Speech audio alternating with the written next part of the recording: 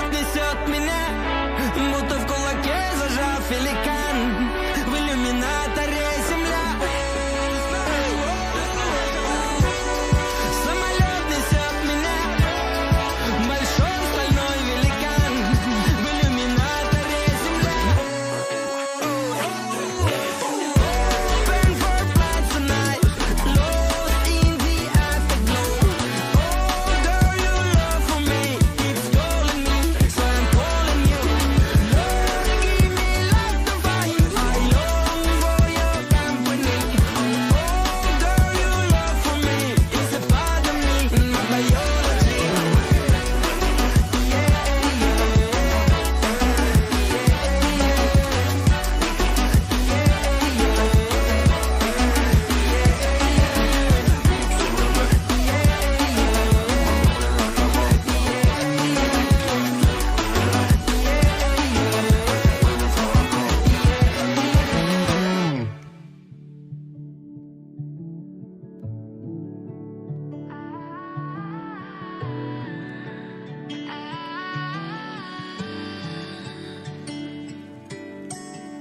Day breaks and I'm burned by the morning light. I make the same mistake more than twice. Same song, but brand new dance. I wear out my third second chance. You take my breath and I can't get it back.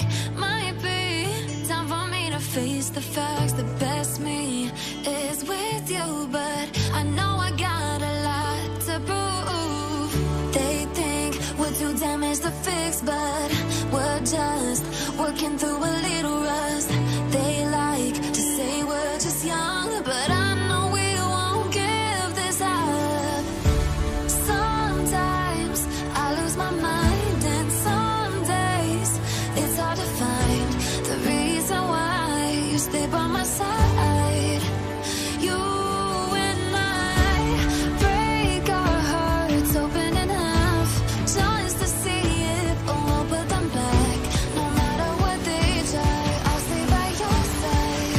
It's you and I.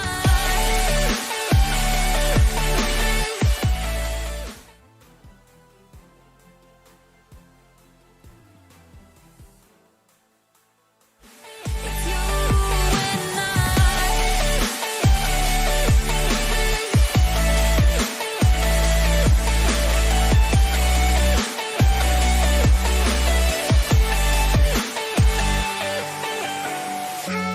Was it the voice? Was it the fire? Hi guys, hi guys, and welcome to the second season of Samsung Odyssey Masters. My name is Tetka. I'm here with Amy, and we will be your hosts today. That's right. And today marks the second day of Qualifiers Group B, and we will see who will actually rise up to the top. From yesterday, we know that Tattoo Honey's on number 1 spot, and on the second spot we have Team Fade, and we will see how it will all play out today. It was really, really interesting. Yesterday we had some really crazy games. We saw Tattoo Honey's take 2 chicken dinners. In one of them they had like 17 kills. That was, I believe, on Miramar. And on Erangel they had also a bunch of kills. It was completely crazy, insane. First game went to Team Diamond, actually, where Zembury had a very crazy 1v4 clutch. It was really insane to watch. So I believe everybody had a really, really great time watching it yesterday. Also, Fade got a number of kills. And the MVP yesterday, do you know who the MVP was? It was Michael, but speaking about Insane, I'm hoping to see Insane team who is in the bottom with Team Exactly to pop off today, because who doesn't love an underdog story? Yeah, and we will definitely see that today. We will have there's way more chances for them to show what they know, because the top 2 teams will go to the finals, but then teams from spots 3 till 7 will have a chance at the finals still, because they will go to relegation. So we're looking forward to see way more action, and it is a bit different than what we saw on qualifier Group A, because that was pretty much one-sided. We saw Snip team take all the kills, take all the show away, but I think Qualifiers Group B is a little bit more different. There's going to be a lot more swapping places up today. I think we're going to see way more action, and all of that for a prize pool of 10,000 euros.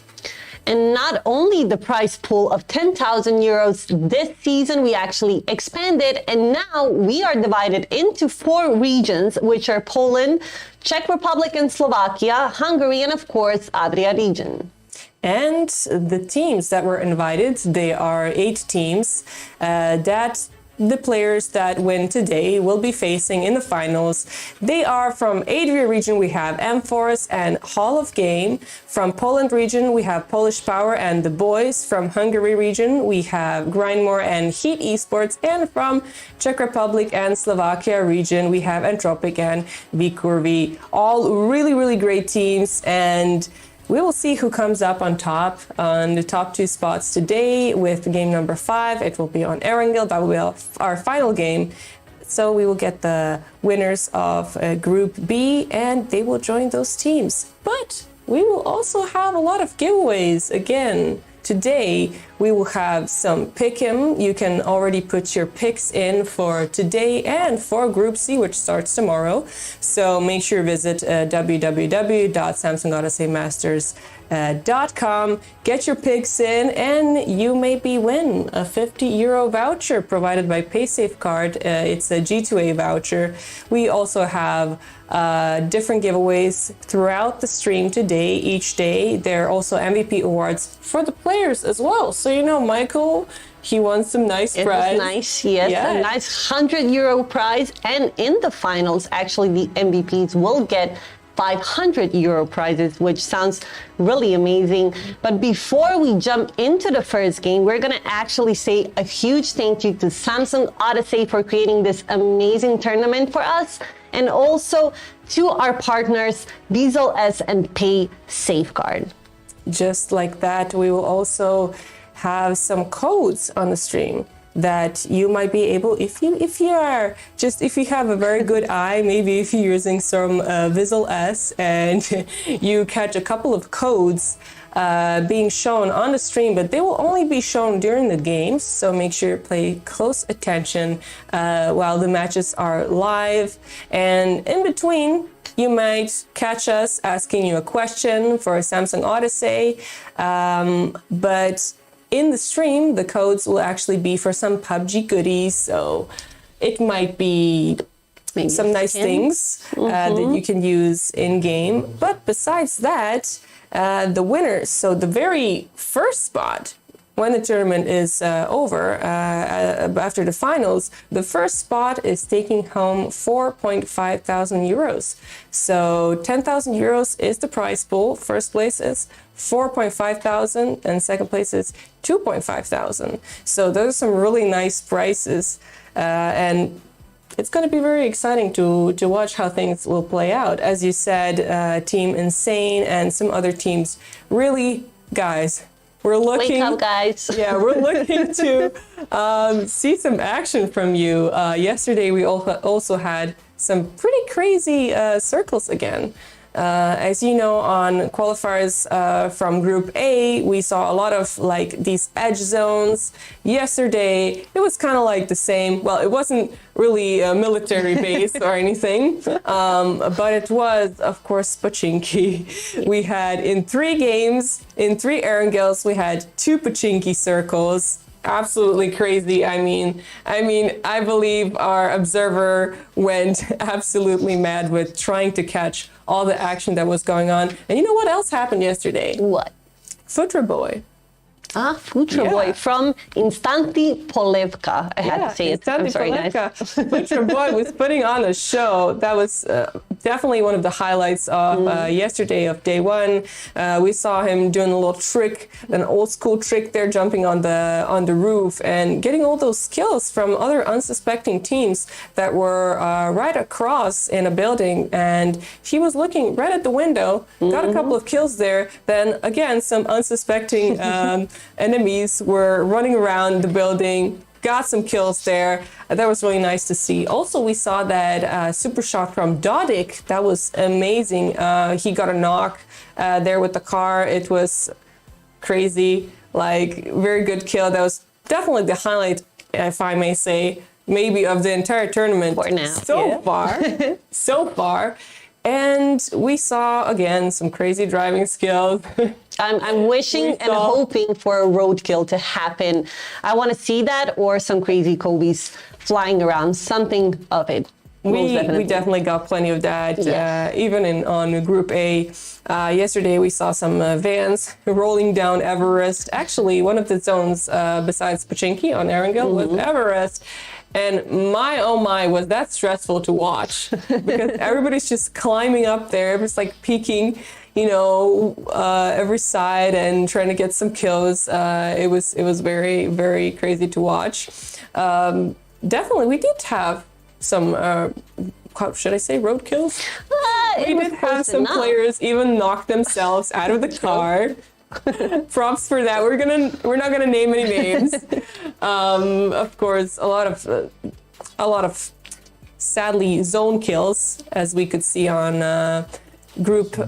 day one, I believe, of Group A. There was a lot of zone kills. Pretty unfortunate. But I believe you guys will all pick yourselves up because we're almost starting with game one. We're going to Miramar and we're heading over to Chunks and Toby, who are waiting for you. There are our casters for today, so take it away, guys.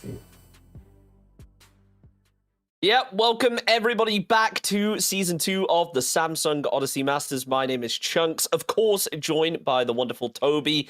Toby, we had a lot of exciting matches yesterday. 2 Pochinki circles in 3 games of Erangel. It was an exciting one. I could only imagine what tonight has in store for us.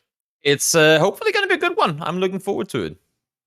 Yeah, absolutely. I mean, obviously, yesterday we saw those Miramar games as well. Michael kind of stealing the show with the clutch to get that PaySafe card MVP prize, picking up, I believe, a 1v3 clutch in the end. We saw a few of those throughout the night, so I think it bodes well for tonight's matches and what we should expect. I mean, taking a look over at the leaderboards, there are a lot of teams that have performed well as expected, but I think there were a couple of teams that we maybe expected a little bit more out of. I think Exile have to be one of those, a team that are currently in 4th place overall. Maybe expected them to be a little bit higher up in the standings. Yeah, I mean, and it's not the biggest gap up to first place. Only have to jump. I mean, a decent win with a couple of kills to boot, then you should be flying your way straight up into the top 4. So very doable. But I agree that there are certain teams that I'm looking to see improve. And just, I mean, for the sake of things, always nice to see if a bottom team could potentially rise to the occasion on day 2 here. So team exactly. Not exactly the strongest day yesterday. Hopefully they can turn things around here as well. Yeah, a total of 1 placement point in 5 games is not what you'd be looking for if you're going for that winning formula. I like to say if you want to be a top team, to try and average for 4 or 5 points a game if you want to be up there at the top. But Team Exactly only managed to get 4 points all evening, so I don't think it's a great sign for them. But who knows? There's still 5 games to turn things around. It's like 3 Miramar and 3 Erangel. The real question becomes, do we get more Pochinki endings? I hope not. It's the short answer to that one. Yeah, I mean, I hope we do. We came so close yesterday as well to one of those very rare Miramar Island circles as well. Ended up with a Puerto Parisio ending, which I very rarely have seen in PUBG, but it's always an exciting one to get to watch. Obviously, Michael stealing the show right there. So I think the theme of last night was definitely the zones catching a lot of people off guard. I mean, you covered Group A, I believe it was, over at this weekend. Do you think there was anything that those teams could learn, the teams tonight could maybe learn from this weekend to carry over to tonight? I think when it comes to these online lobbies where there's a big gap, at least sometimes, in how good teams are, I think one thing that I try to tell everyone to do is don't play scared.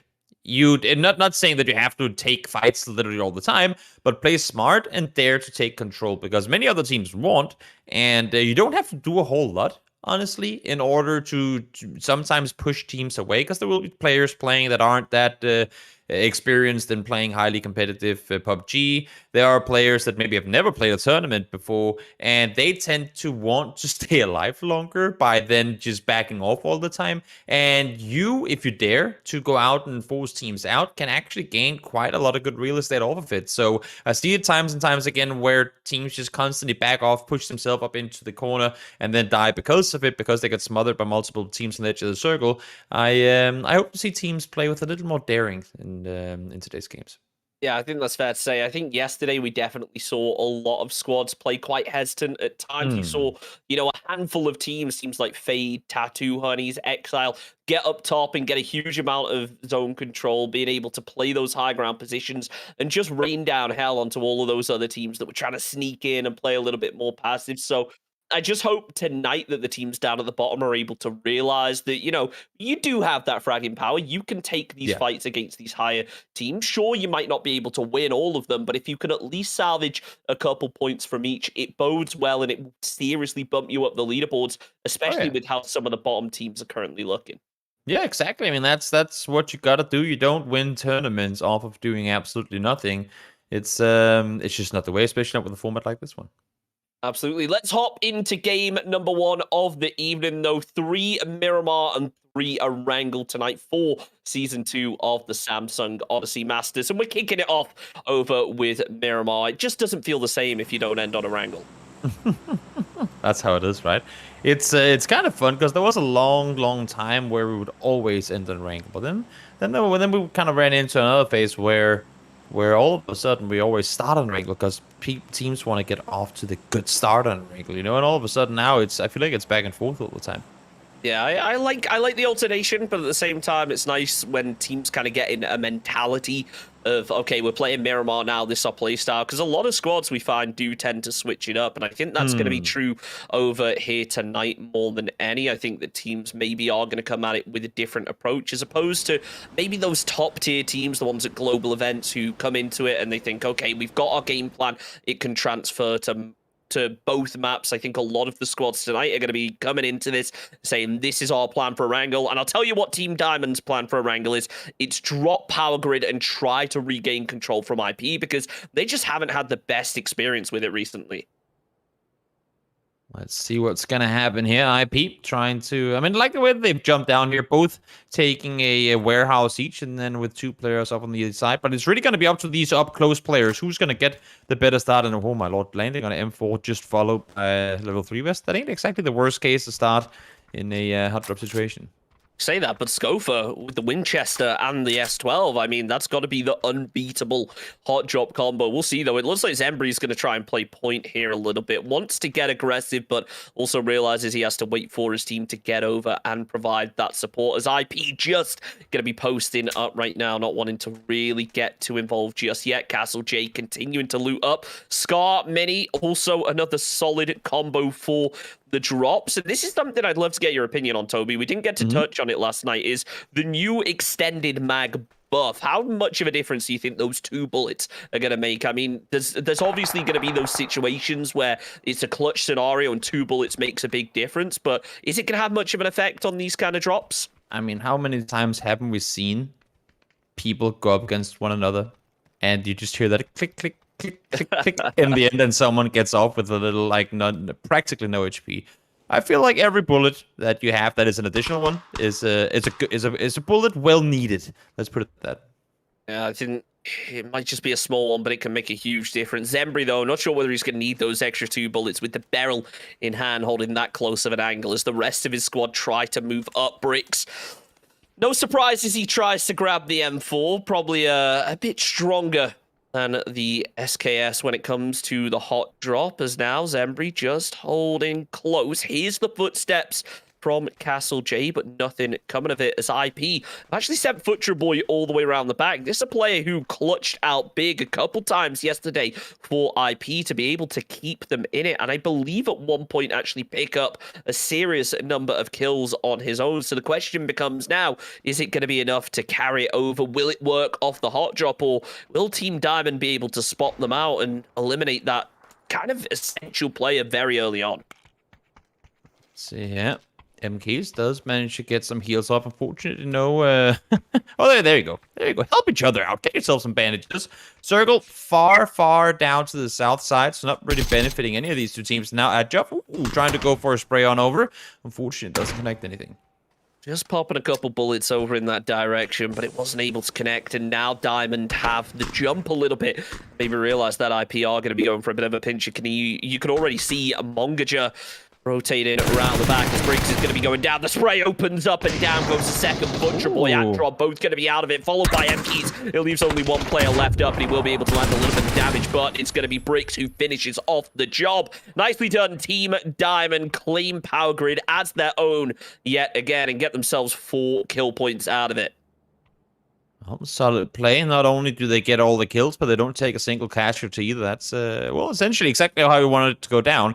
Get the 4 kills, do it fast enough that you can get a decent rotation on it before you get beat by everyone else, and now you're sitting just fine.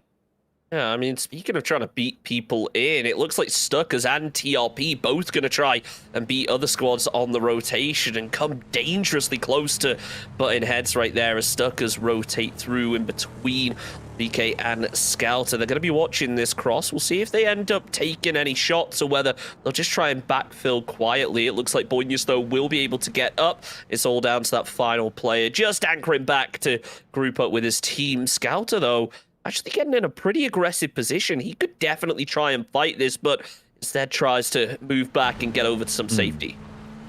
Well, Stargur's trying to see if they can wrap on through. It's always dangerous when you send it straight in between opponents.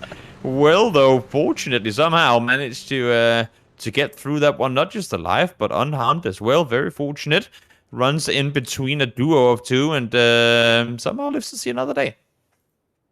You do wonder, though, up on the northern side, how much Nummerlock are going to be able to survive with HFTF just sneaking up inside of this building. I don't think Nummerlock realized that they just crashed a compound that is going to be taken there. Preoccupied, scouting all around. They will open up with some shots. And if they didn't hear the vehicles moving in, that will give it away. Shots open up. Show Me is going to be the first player to fall. Swedish tries to go for the trade, but Feast is already watching the angle. Lands a nasty little headshot onto him as Markovic and Mask both just tried to salvage the situation, bringing their teammates in to get the revive. They're really relying on the fact that HFTF aren't going to push this, but they've got 2 knocks. And of course, they're going to try and make the most out of it. You can see Ali watching as he's pushed into the long building, sweeping through, doesn't have a read on that final player, but the Swedish is back up. He will get relocked. They should realize the Markovic is in here, has been able to find the revive, finds a nice angle onto that player in the long building, but it's not going to be enough to connect as now both Nummerlock players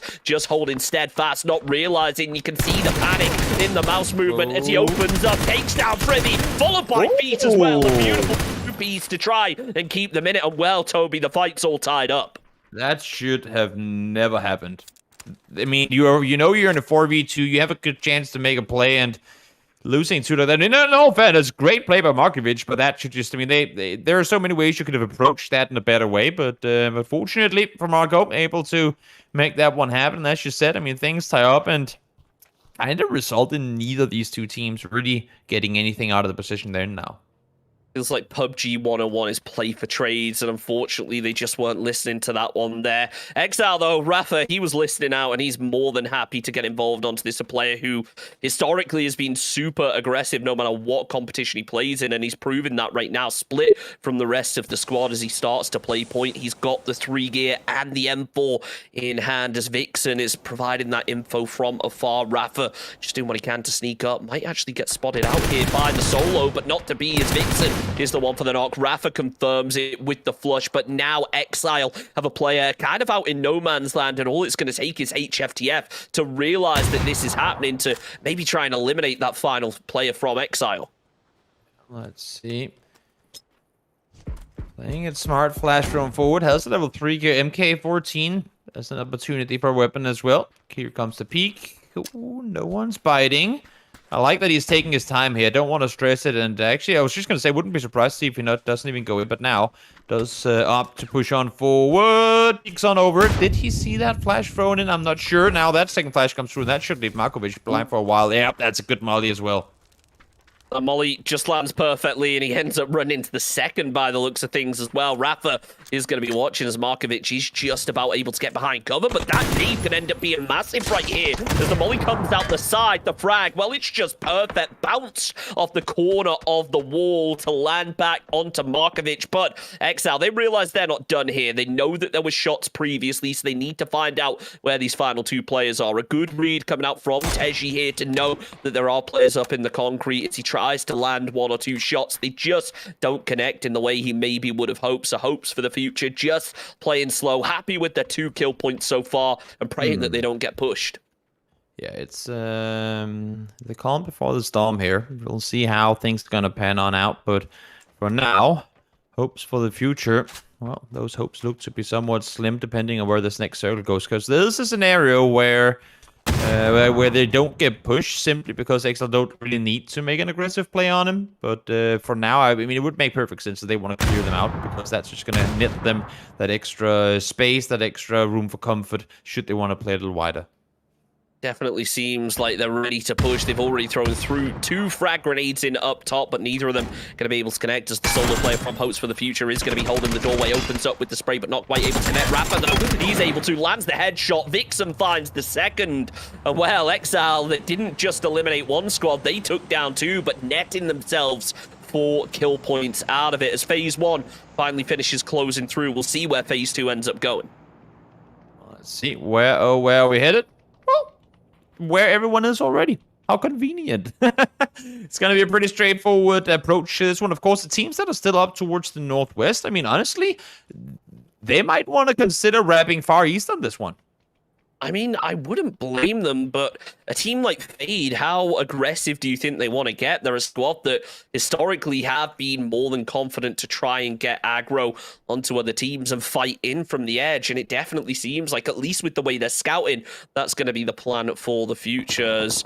Team Diamond, maybe they should think about that Eastern wrap, because there's just so much free space, but when you're in a lobby like this where you haven't really played against the other teams too much, you don't really have that knowledge, so I think a good chunk of it is just going to be going off instinct right here. Let's see, rotation coming on through. I talked about going east. These guys are going straight through the middle. Could potentially come to hold them, but at least for now, should be safe. They're on the far northwestern edge, but they got teams right around them.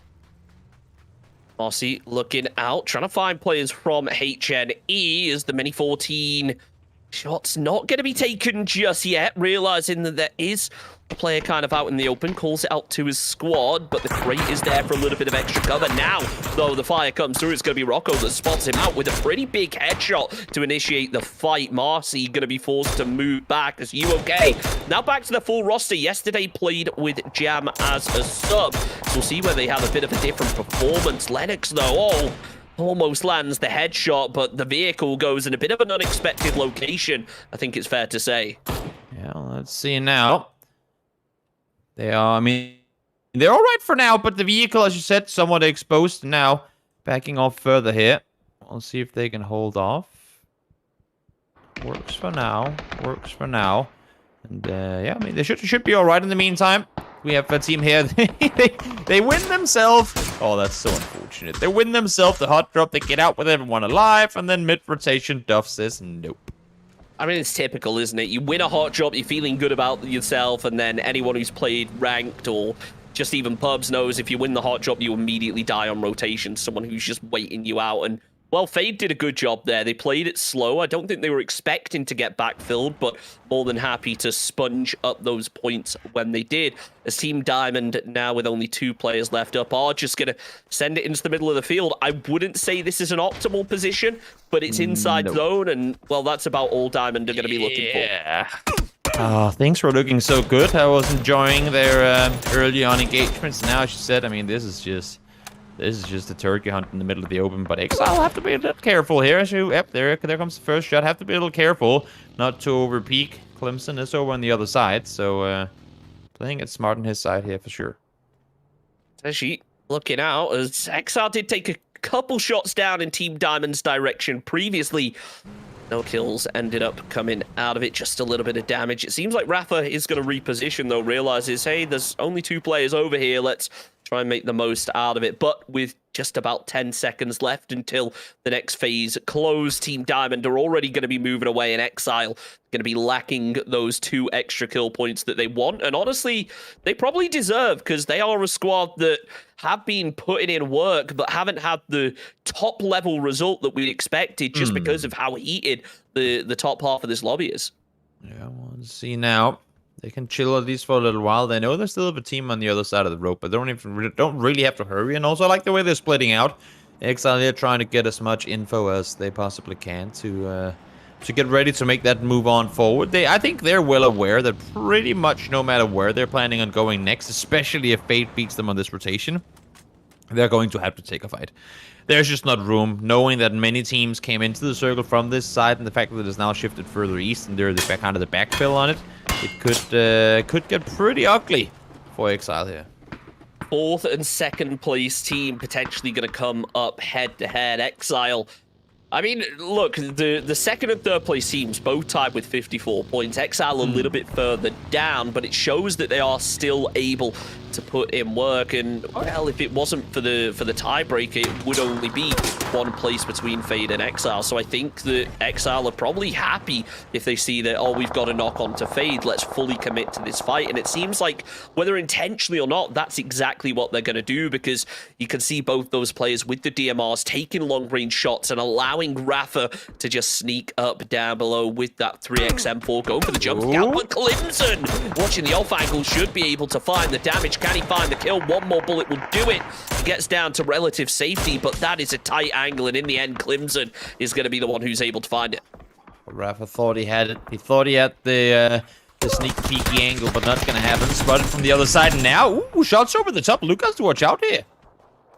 Runa wants to move up a little bit further, but not really in a position to, as he realizes those long-range Exile players could absolutely cause some problems. Vixen now backfilling for Exile to provide some support to that teammate, potentially try and get the knocked player back up, but Clemson is still covering, spots out Tej, he takes 1 shot, but it's not going to be enough to land, knows where Vixen's going to be, now starts to pre-fire that angle, but still not quite having the connection he's looking for. Idacron able to land the body, followed by the head. Down goes Clemson, as now they're down a player. Fade are going to be in a little bit more trouble than maybe they expected, but they should hopefully be able to salvage this player pretty soon, and if they can use this util properly, flush out 1 and potentially knock a 2nd. I mean, not only do they have to watch out, there goes Duff as well. Nice nade from Maruna, but also, I mean, Clemson's knocked far out on the edge of the circle, actually in blue now, so there's pretty much no hope for them to get him back up unless if they really push through this one fast. Not going to happen, though. They do find 1. Trade comes in return. Actually, it's going to be Jardy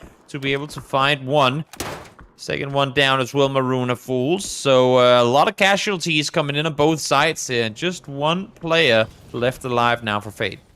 Well, this is exactly the result that Exile were looking for, There you as go. they clean up the fight, but they weren't looking for that, as Mello is watching, heard the third party, and is more than happy to take the shots with that SKS. So HNE now looking to get involved on this fight, but Rafa is more than happy to move off of this. He knows that he has that MK. It's a powerful weapon, but it needs an equally powerful position to really utilize it. And Exile, well, they're kind of lucky in the fact the zone shifted to the west, so they should be able to lay low and have themselves at least a few spots to cover to work with.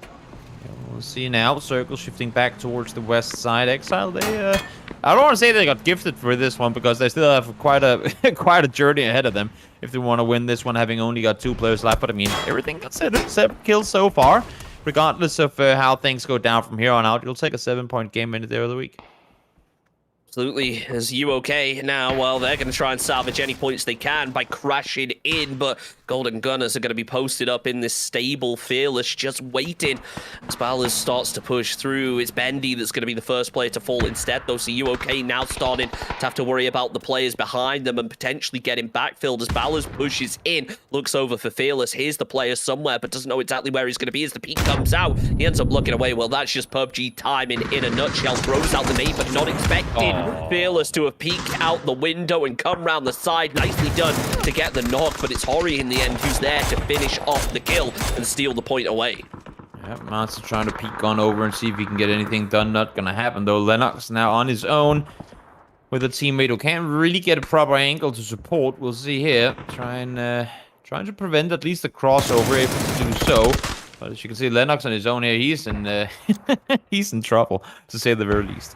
It's not a great position to be in, especially with Marcy all this way back as Golden Gunners just hold that cross. Everyone up on the north are starting to scrap it out, so it may be the saving grace that UOK were looking for right there. As wow, don't know what just happened there, but Stuckers are just getting caught in an absolute red zone. Mello, though, tries to play point and is looking over in this direction as HNE want to push through further. Don't know exactly where the old school Fool players are. Doesn't realize that that doorway is going to be blocked up by the great Yabba Dabba, the initial player to fall for old school Fools, but followed quickly by Kudri. As the flush comes out, that's the third kill of the game here for Hodgy Noobs Esports. Make it a fourth as Rocco is there to find another Journeys out of it. As it's all down to Hori as the final player left up. 3 kills in his back pocket and looking to finish off the job. Molotov is there, denies one more angle, but it's player peeking out round the side to find the kill. Old school falls out in 12th, but Exile yet again looking for a third party.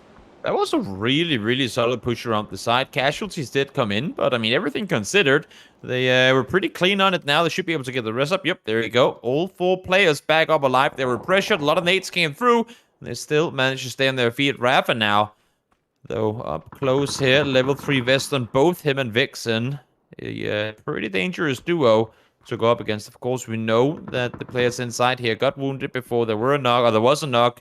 Might have some Kevlars in bad shape, so if they can push on through and maybe get a good engage, there's a still a decent chance for Exile to get out of here alive. But of course, they do have to cross the street. 30 seconds to go until the new circle is, or this blue is gonna start closing on in. No utility at all for either of the two. Maybe some flashbangs we can't see. But we'll have to wait and see how they're planning on approaching this. Do they cross on and backfill in behind the team in the inside the warehouse, or do they wrap back left around and try and see if they can get into the circle safely?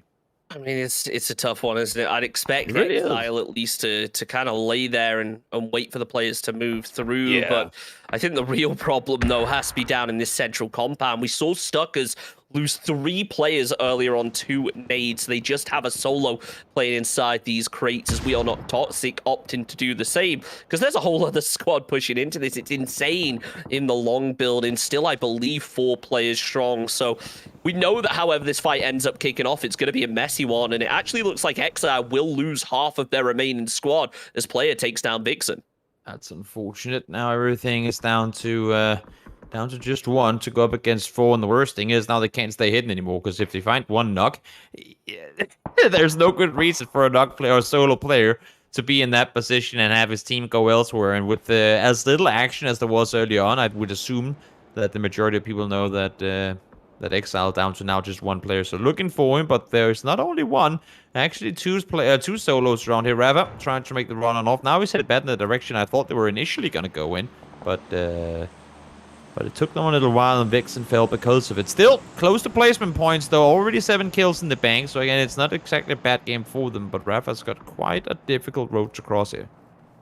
Marcy, though, was in the compound with Golden Gunners earlier. Ended up pulling it all the way back to the warehouse to maybe try and sneak him round the back. But instead has opted to play the dip just inside of the zone, hoping that HNE are going to be over-focused onto Exile as that zone finally starts to move. That does not tickle. That is a painful blue zone to be tanking. So Rafa does need to be careful. Throws out as many first aids as possible and is going to need to make a run pretty quickly. He has a car.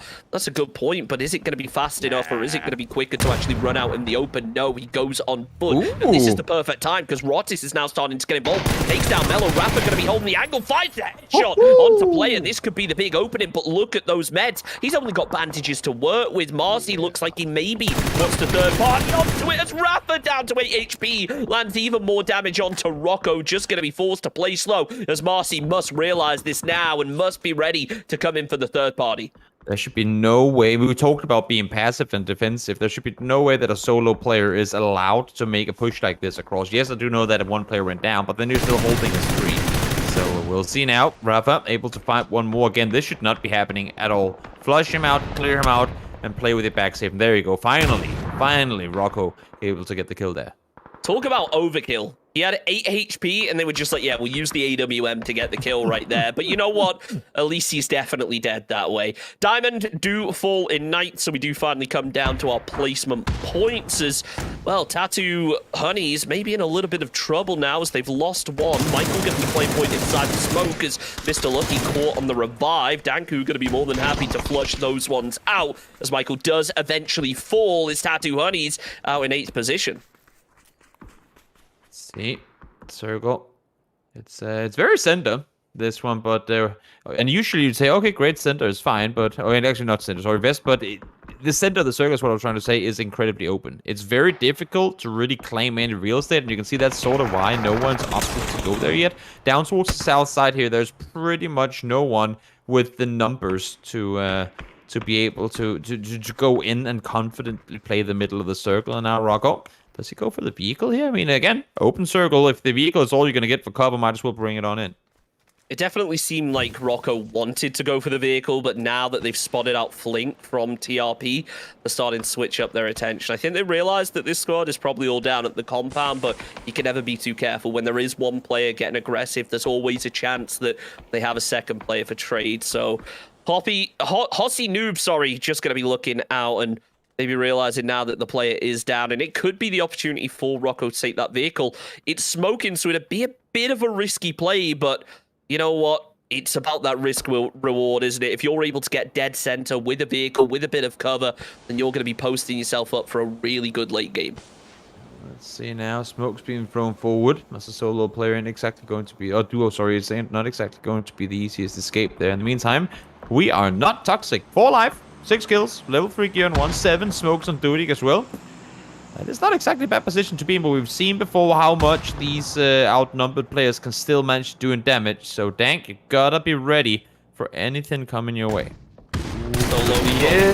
There it is, spotted out with the headshot. Danku more than happy to sponge that one away. Does end up doing a serious amount of damage, though, so respect to him for being able to land that. And how often do you see this, Toby? 4 squads, all with 4 alive. It's not something we get to see too often, and this circle is going to be a fun one for it, because over just slightly to the west of center is just a completely open bowl, and, well, the zone looks like a good chunk of it is still going to be in. Especially when you're in a situation where where everyone's been fighting so much to get here, of course, with the exception of the team that are just quote-unquote chilling in the compound, but with so many teams having had to fight their way to get here, you see 7 kills, no casualties. And up at the top, I mean, Hoshi, they've been fighting all game long as well, still not taking casualties, so very impressive, honestly, that these teams have managed to get all this way into the open without having lost any players at all. Certainly impressive when you look at the kills and how much they're willing to frag out as Danku tries to add to that statistic even further. Spots out Edams, but not going to be able to land those shots this time around. This will give Golden Gunners the info, but that bolt hole, if it lands the shots, it can be just so dangerous. His teammate is actually going to go towards the crate by the looks of things, as Pio is going to be forced to move back. Dodic there opens up the knock onto Darth, so this could be promising for We Are Not Toxic, but it doesn't look like they really want to push off of it. I'm waiting. Sit in time. Pros does manage to get one down with the molly, and now Dankap's able to find one as well, so good couple of knocks coming their way. Shots fired on the next knock's gonna happen. Vehicle, I mean, I'm not sure. Very surprised they're kind of wrapping this wide around, because they're all getting shot at by the same player. You'd have thought the info would have come across at this point. Now, forced to be running around in the open field. This is just not where you want to be. And Mello, able with the mini to get one. There's just too many angles for you to try and hide from there. Yeah, I gotta say, We Are Not Toxic putting in work right now. They managed to find that initial knock earlier, and then being able to eliminate 2 of TRP on the rotate is really impressive to see. Danku, though, still with that AWM, is going to be looking to try and pick up even more frags as Golden Gunners play it down below. Hovna Nepstat has been caught with the damage, but no kill comes through as Rot is still just waiting on the back of that smoke. But now, as We Are Not Toxic land a bit of fire towards him, Golden Gunners realizing they're not exactly safe, so they want to push, and for that, they're going to have to smoke out heavily.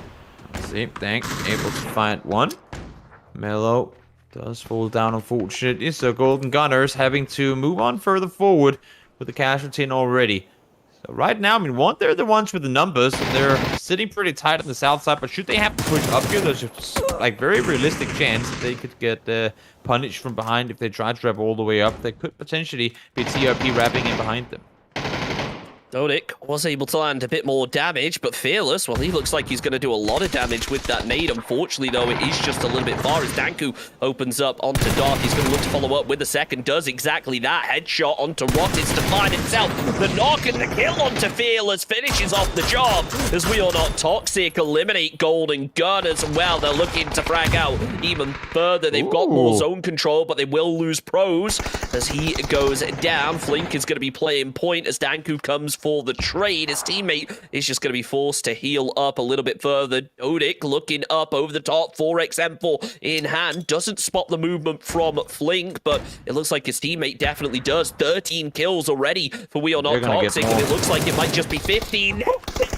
Out comes the spray, denies the revive, and eliminates those final two players from Posse Noobs Esports. Yeah. Dodic is up top, lands the AWM shot, knows where one's going to be, can't find the second, but surely right now for TRP, it's just a matter of time till they fall. It's got to be game over at this point. I mean, they have full hill control. The circle does force them to move down, but you would need to land some absolute insane shots here if you're TRP in order to win this game. They tried to get into the field. They had the compound for a century. And when they finally had to make a move, they kind of just turtled down and didn't do a whole lot with it. Unfortunately, now they find themselves in a 2v4, getting surrounded by the second one, sitting still inside the shack. Ain't gonna really keep you alive for that much longer. This down here, smoke's gonna fade soon. New smoke does get thrown. Dank trying to get a spray on through, not really gonna amount to a whole lot. But now the push comes further forward. You see one under, I think that's Flink. Yep, Flink is on fire, but able to get out of the molly, fortunately. Yeah, Danku was able to just catch the tip of Flink to do some damage and keep it out of it, but now Flink is going to be taking some shots. And Iron Mate has to be careful because, well, he knows where the player is going to be, but he's pinned down so low. Pros tries to sneak up round the back, but doesn't have that line of sight as the nade comes out. It would have been perfect if it was just flat terrain, but this time it wasn't. Iron Mate goes down as the headshot lands onto Flink. His position's given away. Out comes the jump shot for the kill. Never mind, through the crack in the door. That's a 17-kill chicken dinner for We Are Not Toxic. I can't help but notice that they are 13 points coming into this. They were in 13th position. I mean, that's insane. They had, 6 kills coming out of the compound initially. They were one of the last teams to kind of join up on the circle. Circle goes away from them, and they come in and they just pretty much clear out. I mean, there were 16 players alive total, so they got 10 of the last 12 possible kills. That's absolutely insane. That is nuts to see. 15 kills and a chicken. No, it was more than 15 in the end, and a chicken dinner. 17 kills and a chicken dinner. That is so many points. That will probably bump them up considerably. If they're not in the top 5 at the end of this one, I will be surprised. But before we see the leaderboards, we're going to send it back to the studio before going to a quick break. Welcome back to the studio. That was match number 1. What do you think, Detka, about match number 1? It was really, really exciting. I have 2 things I need to mention. One of it was Markovic, who got a double kill that he shouldn't be getting. He got pushed by 2 players, one by one. He got an amazing double kill there. But I think an honorable mention is for Rafa. He actually managed to live that fight with Fate. They managed to get them down. Then they got third-partied, but he stayed alive and made a mess to Hoshsi team. I believe that is the name. I'm so sorry, guys, for butchering it. Hoshsi Noob Esports. Yeah. And Rafa has done an amazing job. I think he actually got 2 knocks by having 8 HP. So that was amazing. Yeah, that was crazy. I mean, he smoked up. The zone was getting pretty tight. He smoked it up. Okay, he went without a vehicle. He went on foot over the road, and who would have known? He got some knocks there. That was absolutely crazy to watch. He was on 8 HP, left on 8 HP. But yeah, he was finished then. Too bad. It was actually pretty interesting to see that maybe some of our favorite teams were executed right on the beginning. Like we saw in Sunday Polevka going right on the beginning. Well, they're not that high up the ladder, but sadly we saw the power grid action, and afterwards it's just those rotations didn't go that well. The teams that kind of surprised me were Want or We Are Not Toxic, and they actually got a chicken dinner. Beautiful. It was really, really beautiful to watch. Good job, guys. We had some wild cards. That's what I'm liking about Group B, because it's not all so one-sided. We're seeing a lot of actions from a lot of different teams, a lot of kills, great plays. So good job. We Are Not Toxic. And of course, Torpok and Golden Gunners, who also finished in top 4. And Forse, of course. Good job, guys. But now, I believe we have something to share with you. As you may already know, Samsung Odyssey provided us with €50 G2A vouchers, and every once in a while, when we have a little break, when you see the two of us, we might ask you a question. And all you have to do is write the correct answer in the chat, fastest finger first, make sure you write it correctly. So, Tetka, what is the question? Drum rolls, please. So the question is, which team acquired the most winner chicken dinners in the first qualification Group A? So I'm going to give you a little hint. The guys are pretty full because they've actually had 3 chicken dinners. That's a really good meal, if you ask me. A lot of protein. We'll leave you to answer. Good luck to everybody, or shall I say congratulations, because I know you guys are pretty quick to answer. And we will be, after a short break and a message from our sponsors, going to Chunks and Toby and game number 2.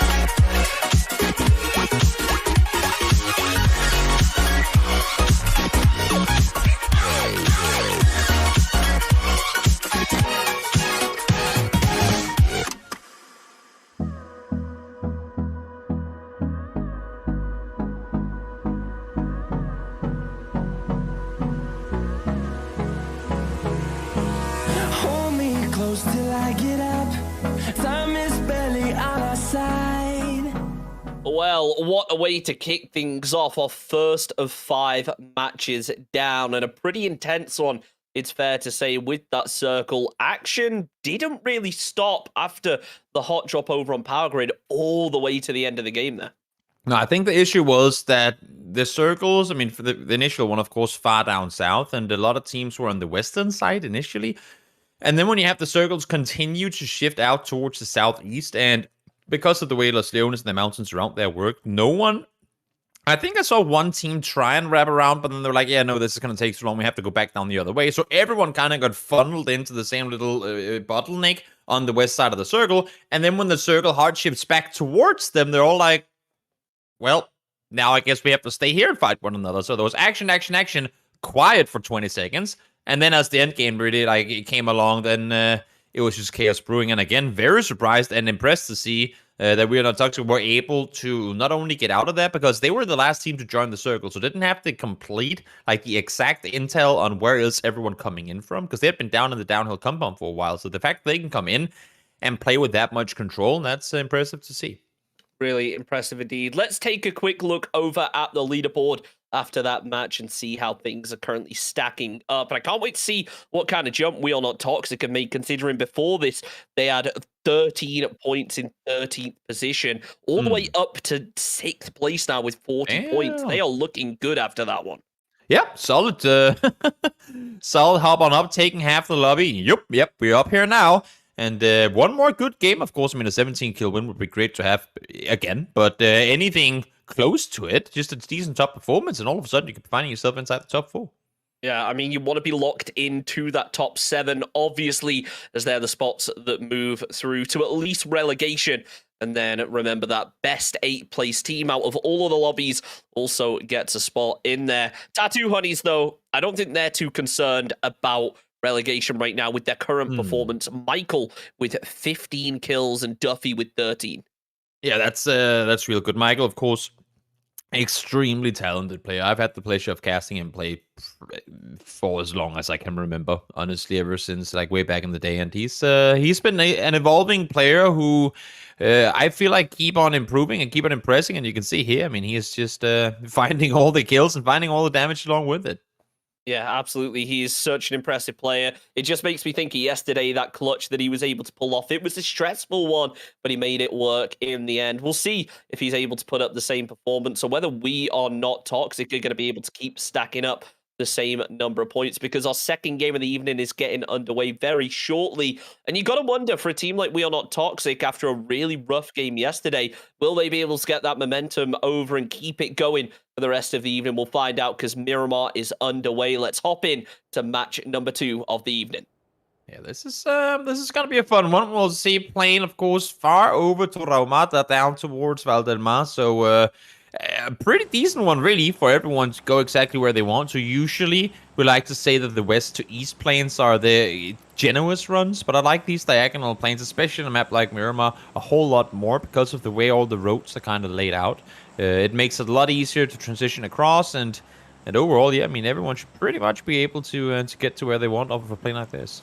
Yeah, I mean, the Miramar rotations, kind of probably the most brutal of any map in PUBG, it feels like, just because they're all choke points. If you're going over the hills, it's 50-50 whether you make it through without flipping. Maybe the odds are a bit higher for these players than they are for myself, but other than that, your options are, okay, we go through a road and we hope that there isn't a team post up at a compound that's just going to be able to spray us out of our cars.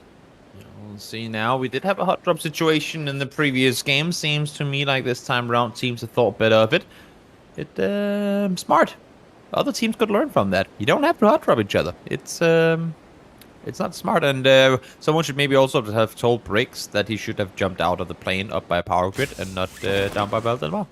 Yeah, it's not ideal, is it, for Team Diamond, who obviously, they were the team that hot dropped, and now having a player who I'm not sure whether he was AFK, whether he wasn't able to get into the lobby, now yet again being split from the team. And well, with We Are Not Toxic, after just an insane performance right next to him, you've got to be a little bit nervous right there, especially when you see a zone like this and realize that he has to go across the entire map. It's not just a case of, oh, I've got a bit of a long rotate. No. You are at the opposite end of the map at this point. Yeah, it's not exactly looking like that's going to be an easy journey. Having said that, I mean, if you just wrap straight north and then go through La Copraria, it's looking pretty open for now, but of course, not expecting that to remain that way for much longer. I wouldn't be surprised to see a team like...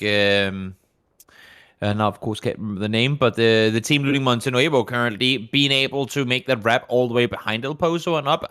They have to know, obviously being one of the last teams to jump out of the plane, that there are a whole hell of a lot of teams between them and the circle right now, and trying to calculate when all of those teams are planning on going and where they're going, I think would take too long. So you might as well just wrap around and get in clear from the north. I'm going to give you an alternative strategy, which is send it and seat swap. Yep, yes, that is most definitely also an option. We've seen it work. We've seen it work before. Old School Fools, that was the team that I was talking about. They could probably pull that one off, but then again, how many times can you do that? Because you're driving through essentially 6 teams. I think there's a reason I'm not an IGL. You know, I think You say that. Who knows? Look, I've seen a lot in the past day or so of casting the Samsung Odyssey Masters. So there's every possibility that one of those teams is going to bust out that strat and make it work, especially one of the really confident teams, a really seasoned competitive team, a team like Fade, like Tattoo Honeys, Stuckers, something like that, Exile, Golden Gun. I mean, there's so many seasoned squads, and it is interesting, and it's probably why I prefer this group over Group A. Is Group A, we had 1 or 2 teams sponge up every single point. Whereas with Group B, it feels a lot more evenly spread. And while there's still a couple teams certainly stealing the points away and dominating the lobby, it's not just 1 or 2, it's 4 or 5 different teams. It's always more interesting, also in the grand scheme of things, when you have more teams fighting for the top positions. It's I don't want to say it gets dull, because it's still great PUBG to watch, but when you have that one team that just butchers an entire lobby, which does sometimes happen in the more like the lower tiers of PUBG, it gets a little frustrating to watch no one being able to kind of best the giant. Speaking of trying to chase one another down, Fearless, unfortunately not able to find what he needed there. Fearless living up to his name there, shows no fear, trying his best to get aggressive onto Tattoo Honeys, but it looks like Michael, equally so, wants to get aggressive and keep that squad away. And I do like the confidence coming out from Tattoo Honeys. Obviously, after that really impressive performance yesterday, holding on to first place and looking to just stretch that lead even further. And it's nice because it felt like coming into yesterday, they maybe struggled at times. There were a couple of situations where they didn't play to their full potential. They got into really unnecessary, messy fights. And it feels like now they're maybe getting a read on the lobby and starting to play a little bit slower, but equally as aggressive when the time calls for it. I just gotta say, for someone who's casted PUBG pretty much since it first came out, it looks so weird to me to see people run around with 42 bullets in their guts. Same here. It's like my brain wants it to be 32 and that they forgot to reload. So my brain it's not computing with seeing 42 bullets in the gun. I don't know. Something's off. Something's off. I feel that. I was streaming the other day and I was playing and I thought that I found a bug. I'm like, hey, my M4 has 42 bullets, and I was about to report it as a bug until someone in chat told me, oh no, did you not read the patch notes? And evidently I didn't. So yeah, I'm not sure how much of a difference it's going to make. And also on top of this, for anyone who isn't aware, the quick draw mag has just been heavily buffed now, so the reload with a quick draw is so much faster, so maybe making it a lot more viable than potentially an EMAG. I was gonna say, I mean, especially on like your ARs. I think when it comes to DMRs, I would expect to see that simply because the fact that you can get double up on ammo with DMRs. Oh, there goes full throw, unfortunate. But the fact that you can get double up on ammo for your DMR is gonna be too much. Also, I think if you had an extended mag to give you 60 bullets in AR, you'd probably want to go with that one as well. But for ARs, 60% reload speed, that's that could very easily be viable. Yeah, it's significant, definitely, and especially on 5.56. You know, everyone talking about barrel grounds back in the day. Now the M4 becoming a bit more viable. I think that reload buff could absolutely make it a whole lot more viable than maybe in the past. Oh yeah, it's one of those where, especially I was just thinking when it comes to like spraying at vehicles and whatnot, because when it comes to up close fight, you just want to have a long spray. I think that's pretty safe to say. But the fact that you can reload so fast, like what would you rather? Have 40 bullets, then have to reload and probably not be able to shoot again? Or have 30 bullets, then reload and then maybe get to fire another 20 off? Oh, That's It's a good question. I will tell you, though, Tiggleton killed himself. That's yeah. The Serbian Tiggleton killing Killed Aussie Tiggleton. Tiggleton. I know that's kind of a story that we wrote yesterday. Will they come head to head? And it turns out that There you this go. time, Serbian Tiggleton has come out on better top. gamer confirmed. Clearly. And credits Tattoo Honeys picking up their first kill of the game this early on and just waiting for that bike, not shooting too early when he's running in the open, wait until he's on it, getting 2 relatively easy shots on and just finishing the job from there. Well, now let's see. Things slow down for a little bit as we make our way on further forward. Nomalak trying to push on forward. There isn't anyone in this first compound, but as you can see in the minimap on the bottom right-hand corner as well, there is indeed opponents further up the hillside. Now they're getting shot at from a distance too, so I suppose living with the scare a little bit there. Might never able to sit around at least for a little while longer uncontested. As I say, that they actually come back up the hillside. Yeah, he hears the vehicles. He's ready to get involved. Swedish is right below, and it works out. Nice spray onto that solo player, but now the rest of the squad realize Molotov going to come out over the top to try and confirm the flush, as it looks like Insane just going to pull this player back to group up because they are very split right now. Is it really worth risking another player just to try and get a couple of extra points? I'd argue that when you've got such a strong position in a zone like this, it's probably not, but actually Shomai goes down as well. So if the kill feed awareness is there from Insane, they may decide to actually push in and get aggressive onto this. Well, let's see now. Circle is still with plenty of space. We only lost 3 players, but having said that, pretty much everyone's fighting right now, which is kind of unusual for this early circle. Everyone's fighting, not only that, but fighting on foot in the open. That is not something we see too often here. Slugger's trying to wrap on forward. Knows that he has an opponent just over the hills. I'm not sure if he didn't hear that nade or what. Again, 42 bullets. Thank you. Stay on this guy.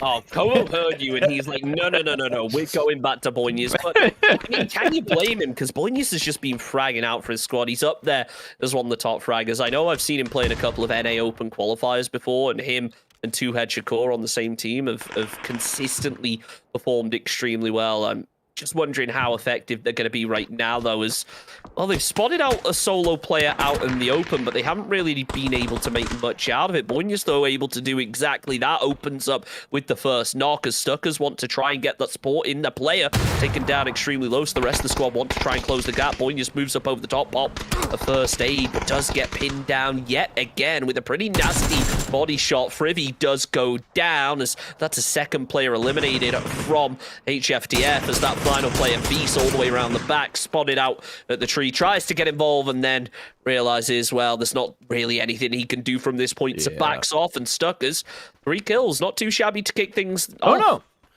Not only that, but they get a good position where they can scout on forward, so decent position for them to sit in. Circle did come far down south as well, so, I mean, they're having a good time. Circle in their favor.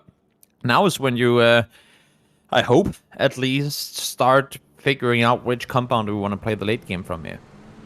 It's a tough one, isn't it? There are so many teams that right now I think would just go for that warehouse dead center just east of Exile, but I argue that that's probably a deceptive position. You think, oh, it's a warehouse, it's dead center, but you've just got hills all around it, so so many teams can look down onto you. So I think it's going to come down to how squads decide to play, when they want to play really passive and just go for placement, go for that win, when they want to get aggressive. I think that's really going to dictate how many squads play this, as there's so many just really good high ground position squads are able to work out of in this current circle. Diamond here in a decent position, at least for now. Of course, not exactly in the best when you look at the the map. They're pretty far out to the west, but they're playing it smart. They know they have to worry about the teams that are coming in from the west before they make a run towards the circle center themselves, because should they make the run uphill now, well, pretty obviously they're gonna get shot in the back. So sit tight for now. Maybe try and set one up on the hill buff, but for now, sit tight, wait it out, and let the people that have to come to you make a play instead of you trying to aggro into a situation where you go down where potentially you didn't have to. Yeah, I do wonder now where the next engagement is going to kick off. You've got to think it's Old School Fools up on the north as they try to move through, but there's so many other just players trying to get through. Speaking of whom, IP, a team that have, after their first game had a very rough performance today off of the hot drop. Now only having 3 players in the lobby in the first place, and one of them being lost on rotation and making it in very late and very split up. You got to think that this squad is really going to struggle if they try to make it through any further, as Mkeesh just goes straight into the rocket. Kind of sums up their performance so far this evening, I think it's fair to say. Just hitting a wall and not really knowing how to get about it. Ori able to fight one with the big bolt. Can't put into use. Melo falls down, and Baluz, you okay? Yeah? No? I thought he was going to go for the car. Not going to happen. Oh, they did. They dropped They one did out. get the I didn't car. even see. Yeah, they got Lennox in the car. That was sleight of hand. It was, what do you call it in magic shows? It was deception. Deception. They Make tricked us make us look in one direction, and boom, there they are. They tricked Very Castle well- as well. very He was well looking done. the wrong direction, as now, well, we had an idea this was going to happen. Old School Fools have made their push into Hoshi Noob's compound. I'm not sure whether we were expecting them to really go for a crash or whether they wanted to play the hill, but it looks like the crash is going to be exactly what happens. Kudri has been taken down to low HP as Hoshi Noobs just play everything that they can, but with teams third partying through, it does make their job a whole lot harder, especially considering phase 3 is going to move in about 45 seconds, and this compound isn't even inside zone. Oh, it's a suboptimal place to be right now, because with this circle, of course, going, I mean, it does go further towards the west, so they don't have far to go, but the transition should the next one, which you can already expect, go down on the southern side of the main road there. It's just so brutal to have to make, especially when there are teams on the other side. So now is the time you'd want to spend on trying to scout your way forward, trying to make your way into the next circle and really get a lay of the land of where everyone else. But you can't fetch any info when you're forced to take fights on the edge like this. Player being caught up pretty heavily there by Hori with, was that Journey all the way off to the north with a couple shots, as he is going to be able to get down behind cover. Hori with the AWM. Not really sure how useful it is in this engagement, but I'll give him credit for at least keeping it in hand. Pops the med kit, and now he's going to try and actually take shots up towards Yakashi by the looks of things. The way he's jiggle peeking makes you think that he has to realize this player's third partying on, and I think that's part of the reason the Old School Fools are going to be moving out of here. Hori, though, well, maybe thinking he was going to get picked up by his teammates instead, hops over the wall, and now almost stuck in no man's land. Yep, tough position to be playing from, and have to think that's going to be the, if not downfall, then something closer forward. We'll see. Here comes the spray on through. Dodic able to find one first knock for We Are Not Toxic, starting off right where they ended up. Dodic, solid spray once more. Very talented guy, of course, able to fight the double there, and that's a feels bad, man, if you're old gamers.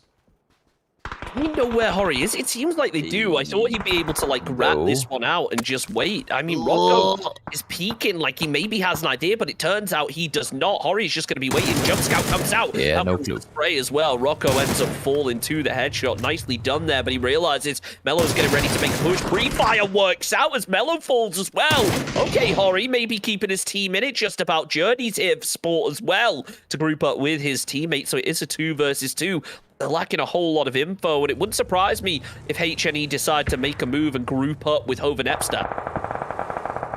See, tried to make the wrap around, of course, have taken casualties, not optimal, but, and now we were hitting the point where, like we talked about just before, now is when you would have wanted to be able to fetch info, and now all they get to see is that, well, there are a whole hell of a lot of opponents in front of you. It's a tricky one here for Hoshi Noobs, as you saw a player try to hop in the vehicle, tried to send it through a fence, but ended up just getting trapped in the corner, and now going to be forced to make a move on foot. He will be able to take down Journey, but Hoven Epstead is out on his own. There's only so much he can really do, as We Are Not Toxic try to move through a little bit further. Hori is spotted out for Old School Fools, not eliminated, but actually decides to swing into the compound where he just got shot from. An interesting play, and not even inside zone.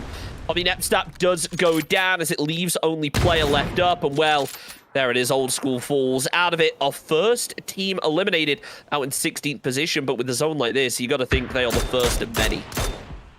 See it out. Yaga trying to get the spray on through, doesn't quite manage to connect any of the mini bullets there. We'll have to back off, and again, we talked about playing aggro, playing passive. I like the fact that exactly are trying to maintain control here, but they're essentially maintaining control over nothing. They have to make a move themselves as well. They're sitting here waiting. They want to move in, but where do you go? Like, where's the position that you transition towards here. And in the meantime, because they haven't really opted to take any extra control, that allows for Fate to just take full control on the east side.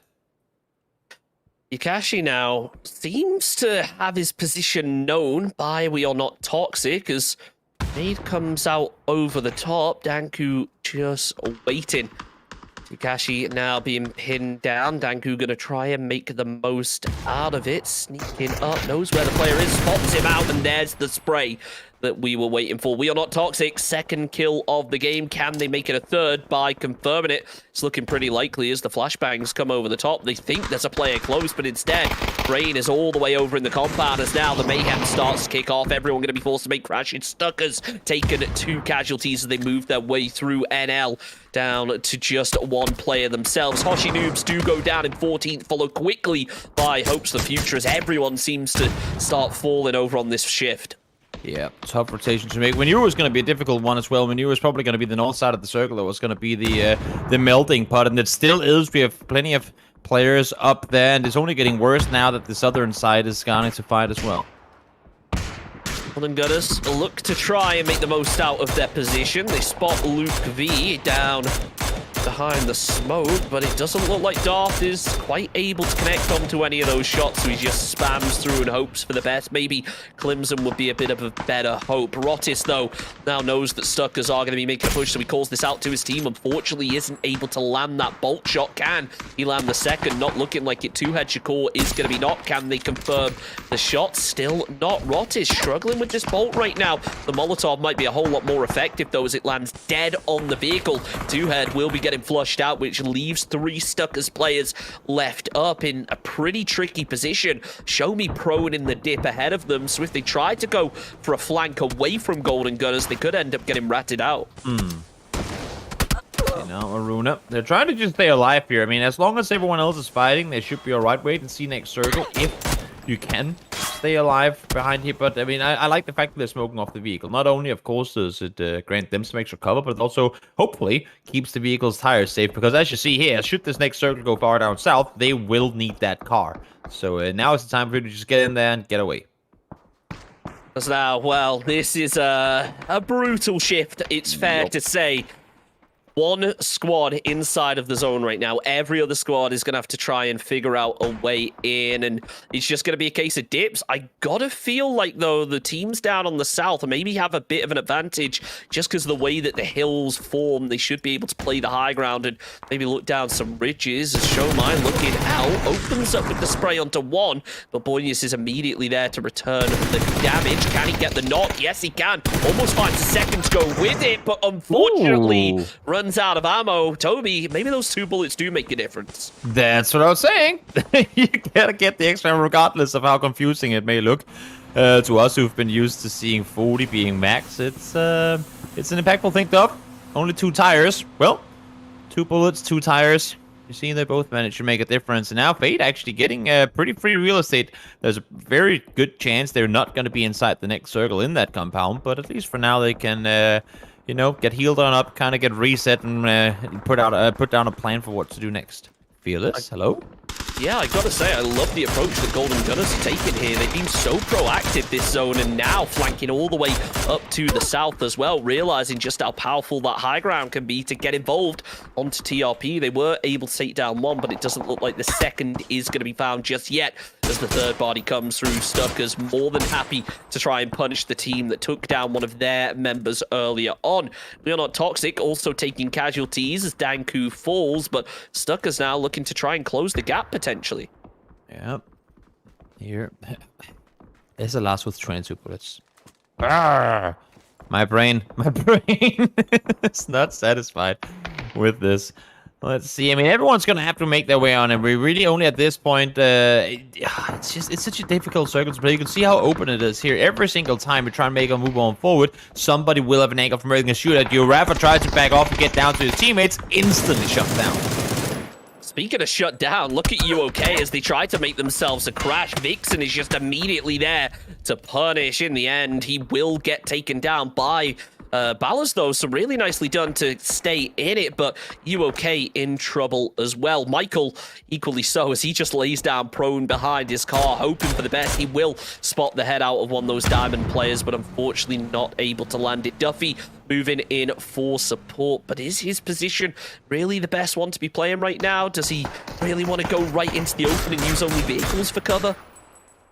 I think we're reaching a point now where the amount of options you have is somewhat limited, and when Diamond's sitting on the side of the circle are peppering or shooting at them, because they're not really getting any kills so far, but when they're shooting at them, pressuring them, and they only have 2 men alive, I think just, get in center, playing it passive, and allowing for the teams on the edge to fight one another might be the smart play. I mean, 2 of the edge teams fighting, and 2 of the top teams in the lobby right now, Stuckers and Fade. Boynius was able to open up the fight, but of course Golden Gunners hear this and start to get involved with the third party. It will allow Luke to go for the revive if he wants to, but the problem is really going to come from Golden Gunners as they have themselves the high ground. They have a little bit of info to work with. Not sure about the util, exactly how that's looking, but that Molotov usage could be dangerous. Just a little bit short this time around, though. So Golden Gunners not going to be getting caught as Boynius. You can tell. You can just tell by the way he's moving. He wants to push over the ridge, but he's kind of having to hold himself back here, realizing the Golden Gunners could very easily punish.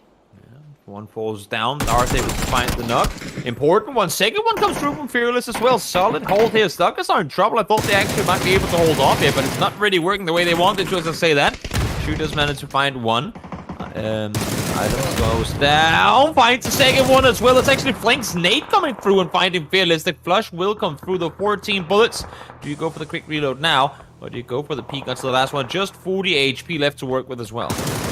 Oh no, he thinks that's the same squad, ends up taking shots onto the solo down to the south instead of realizing that Golden Gunners are actually sticking the revive. Darth, though, cancels the revive and, well, he's able to salvage a kill because of it. Chu goes down out in 7th place for Stuckers as Darth tries to get himself the heal off, throws down a smoke as well, but it's a 1 versus 1 and his teammate's knocked, so Golden Gunners, maybe it's the time to just pick up the player and run down the hill, hope for the best. Yeah, but where do you run now? The teams below have gotten into good position here as well, and that's going to be the end of it.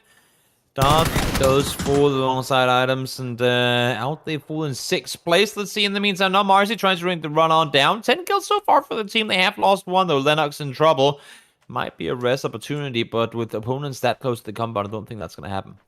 I love what Marcy did there. He got the read onto the enemy player, realized exactly where he was, thought, hey, I could take these shots or I could back off and defend my team. And that's exactly what he decided to, maybe thinking that M-Keys wasn't just a solo and there was a full team down there, but instead moving back off of it. 4 teams now remain as We Are Not Toxic make it into 5th position. UOK, I gotta say, considering they've got so many kills, it feels like we haven't really looked at them too much. They're a team that have just been steadily getting 1 or 2 kills here and there and making it through phase by phase. Yeah, I mean, it's been quiet in the sense that they haven't been that much up close and killing, but as you said, I mean, they've been able to sit back and find kills at a distance, and also a few up close as well now. Having to, okay, that circle actually incredibly well shifted down in their direction. I was going to say now when they have to leave the compound, I'm going to take that back because they don't have to leave the compound at all. No, and you got to feel like as good as it is for UOK, this is almost exactly what all the other teams were looking for. There isn't much cover to be played up on that northern side, and especially with how the teams are currently positioned inside the zone, the southern shift may end up being their best bet. That comes down to the timing, though. Are all of these squads going to take the fight onto UOK at the same time or not? Because if not, well, UOK, it'll just be a shooting galley for them, and they should be able to pick themselves up a couple easy frags. Luke, though, he's going to try and find one of his own as he spot scouter out in the open. Sometimes when you're scouting, you end up being the first player down, and that's absolutely true this time around. Yeah, unfortunate. Trying to see if you could find something on the edge, but he was the one to be found in the end of it. Ooh, nice hit from Luke there, while wiggling around the rock, kind of doing the same thing, both of them, but that does allow for Maruna to wrap up on the edge here. He's going to get a closer angle. He has 5 nades. I'm not sure why he's not used any of them yet. I mean, you know what? Save that util as late into the game as possible. That's where, as important it is on team fights, for a team like Fade, who have had a relatively chill game, I think it's fair to say, in the compound. They haven't really had to take many team-on-team fights. They've been able to keep hold of a good chunk of that utility. It will put them in good standing now. That's if they have the info, though, because UK is starting to get a really good pinch onto their location. Ballas throws out a frag grenade as he looks like he wants to back off and continue to use this hill for everything it's worth. And, well, can you blame him? Fade have sent Luke all the way down the hill up to the north, but it's so open here. And if this zone goes off to the west, you got to feel like UK are the favorites with a huge ridgeline to use as cover. Yeah, I mean, now is the time, really. Having said that, I mean, Luke could potentially cross on over, but as you can see, nope, now vision has been granted. They can see all the way down there. So it's, as you said, it could potentially come down to that final circle, but honestly, I think this game might just end before that. I like the way that Baluz is now going up on the high ground, trying to peek on over, see what kind of intel they can find. Are they wrapping underneath? Nope, they are not. And in the same time, making sure that the top is completely clear. So spots one. Spots... Nope. Doesn't spot the second, but it does allow for his teammate to wrap further down. Now he's pretty much got the dot here. So play it smart. Don't allow it for it to be 2v1s. Marcy up close. I don't think they have any clue that he's here.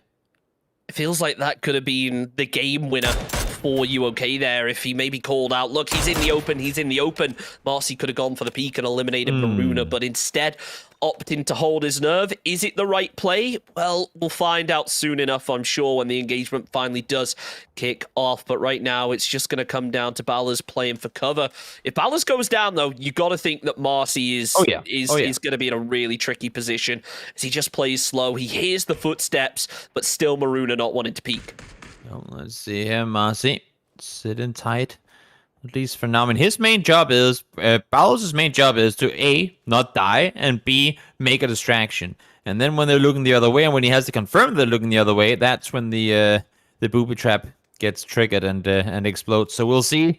We'll see how this one is going to pan on out. I mean, we have two players that are pretty much right next to each other and on the dot. And the way that Maruna is playing right now doesn't give me the idea that he has any clue that there's an opponent right over the hillside. No, it's definitely a scout play, an expedition play, you could say, as he just plays out in the open, trying to almost bait some shots. He knows that Ballas is up at the compound, sure, but Marcy is such an unknown. I almost feel like the lack of noise that's being made, though, by UK may end up giving Maruna the read that there could be a player close, because, I mean, if Marcy was in such a good position, surely he would have taken some shots by now and tried to get a flank. So it depends how aware Fade really are of this, when they are thinking that 40 chess, or when they are just using the info that they got and are trying their hardest not to jump to assumptions and just take it a step at a time, realizing, okay, we know where one player is, but we have no idea about the other, so let's just hold steadfast. As, I mean, Phase 9 pops, and both teams equally close here. Yeah, I mean, UK, they're sitting all the way down in the 11th place right now. Fate in a pretty much better spot, so I respect the fact that they don't make any eager, overcommitted pushes forward, but 12 kills, I mean, between two players as well. Absolutely insane performance. Now he spots one. I think he might have seen two players on that peak there, but now jumps down. They know that this fight has to get up close at some point, but do they know of the up-close threat? Maruna, Nate in hand's gonna lob it close. Yep, that underhand should be the clear until that Luke has an idea about it. Yeah, I mean, Marcy threw out a frag grenade earlier, so Fade were able to get a really good read onto it. Frag grenade's going to be following through. Flashbang also connects as Marcy just going to be forced to play down pro, and Ballas is still there, trying to find a bit of info, sees the player's head pop up, but not going to be able to get the shots off in time. Tries to follow it up with even more as Maruna moves down below. Marcy should be able to hear this, but the smoke is there for a little bit of cover. Maruna spots it out. Now it becomes a good old-fashioned aim battle. Fade might just be able to isolate this solo player out on his own and catch him in a bit of a pinch as Ballas looks over the top, still doing what he can to provide pressure onto Luke V, but it's just not landing in the way he would have hoped. So many shots taken in this endgame, but so few of them actually landed as Luke now plays a bit more aggressive. The smoke might work for providing cover as Marcy goes to peak. He does end up falling. It's all down to Ballas as the final player from UK up over the top. Luke V plays aggressive, sees where the player is, knows that he can land the shots, but he's just jiggle peeking. Why aren't you shooting, Luke? I mean, it's waiting for, I think he waited for Maruna to get healed back on up because he was down to low speed. Now they can make the push together. Spots his barrel on the edge of the rock, finds the damage first, doesn't get the second time around, but now there comes the swing, and that is going to be a win for Fade. Solid push around the side, solid play, honestly. Initially crossing the road, they were the ones sitting, like they had three players sitting behind a car which tires were getting destroyed, and they still managed to make it into the circle, get to the compound, cross on over, play it slow up the hillside, and get the win. So very, very good game by Fate.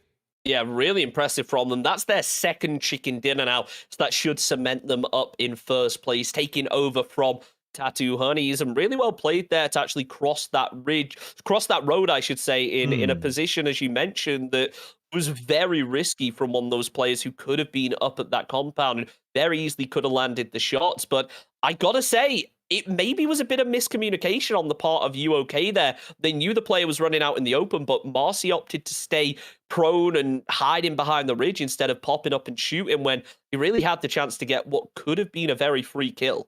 Yeah, would have been sick. 14 kill game from a UOK as well, just between two players. Unfortunately, wasn't to be in the end of that one. Yeah, unfortunately. That's it for game number 2, though. We've got one more Miramar left to go, followed by 2 Erangel. We're going to take a short break, but first, back to the studio.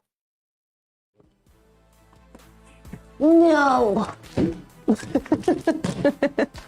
We gotta say congratulations to Team Fate. Absolutely. Or should I say Fate Gaming. Good job, guys, for the chicken dinner. That was really nice.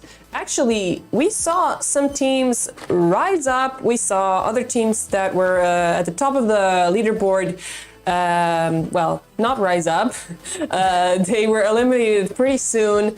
That's just what I'm loving about it, though. That's just what I'm loving. I just knew that day 2 would be packed with way more action and volatility than what we saw, what was happening on qualifications of Group A. So what do you say, Tetka? Did you enjoy the game? I did enjoy it. It was a bit slower in the beginning. I think first 16 minutes, we had all of the teams alive. Futra Boy did fall down. Something happened here and there, but after the 16 minutes, like all hell break loose. We couldn't follow everything what was going on. And then again, slow-mo, Yes. 2v2 from Yes. Fade For and the UOK. UOK had the compound in the tiny little circle that we had in the end. So they were kind of stalling it, but there we go. Fate took the kills in the end. Even though Team UOK had way more kills, Fate in the end for the whole game just had 9 kills, and I believe UOK had around 13 kills. So they got they got some nice points, and I think there will be some changes here to the leaderboard, definitely, because a lot of teams had a similar amount of points. So there will be a lot of changes by the time we end actually today's qualifications. But I want to say that we got another giveaway. Woohoo! It's actually pick'em time, as you can see. PaySafe cards provided us with 50 euro vouchers, PaySafe card vouchers for everybody. Well, not everybody. Everybody who manages to answer correctly, that is. You have to go to www.samsungodysseymasters.com, find the pick'em, enter your picks. You can still enter your picks for Group B, and tonight you can also enter your picks for Group C. You go over there, you fill in your picks, well, and if you're lucky enough, you may get a 50 euro voucher for PaySafe card. Exactly. I'm going to tell you how it works. You pick up the PaySafe card, and you get the prepaid code near you, grocery store, petrol station, and you can use it as a voucher online. It's quick, it's easy, it's safe, and there's no better way to pay online. You know what else is better? What? You can create a free account. Huh? So you don't need to actually go and get a voucher to start anything. You can just create a free account. You can store all of your codes there. You go to PaySafe card, sign up. You get a username and your password. You have full cost control. You can then use all of your codes wherever you would like. You store them on your account and then use them on platforms that allow paying with PaySafe. And make sure to go to Good Game Global social media and to pick your pick'ems. Exactly. See you in the next game after a short word from our sponsors and a little break. Over to Chunks and Toby.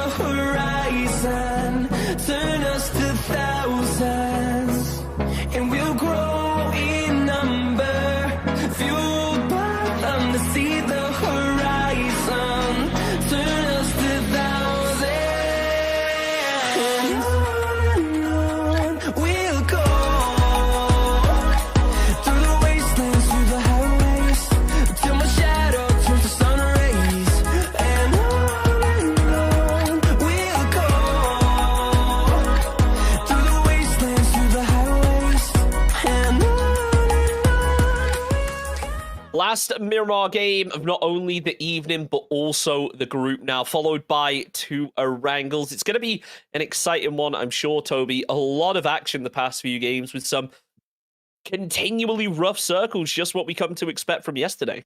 Yeah, first one jumping all the way down towards the south. Then now we head up into what I mean, believe me, there are plenty of extremely horrible areas to play on Miramar, but this has got to be one of the absolute worst. You have not only two sides, valleys that go down and meet one another, which kind of becomes, like the old Worms game where you stand on each side and shoot the bazooka and throw grenades over on the other. But not only that, you also have a straight down valley, kind of a pit lane in the middle of them. It's just made for slaughter, and it proves to be true every single time we go into that area, and this one was as well. And it's very rare, honestly, that the team that's stuck on the north ends up winning those games, but fortunately the team that were splitting in the compounds opted to prioritize the other one.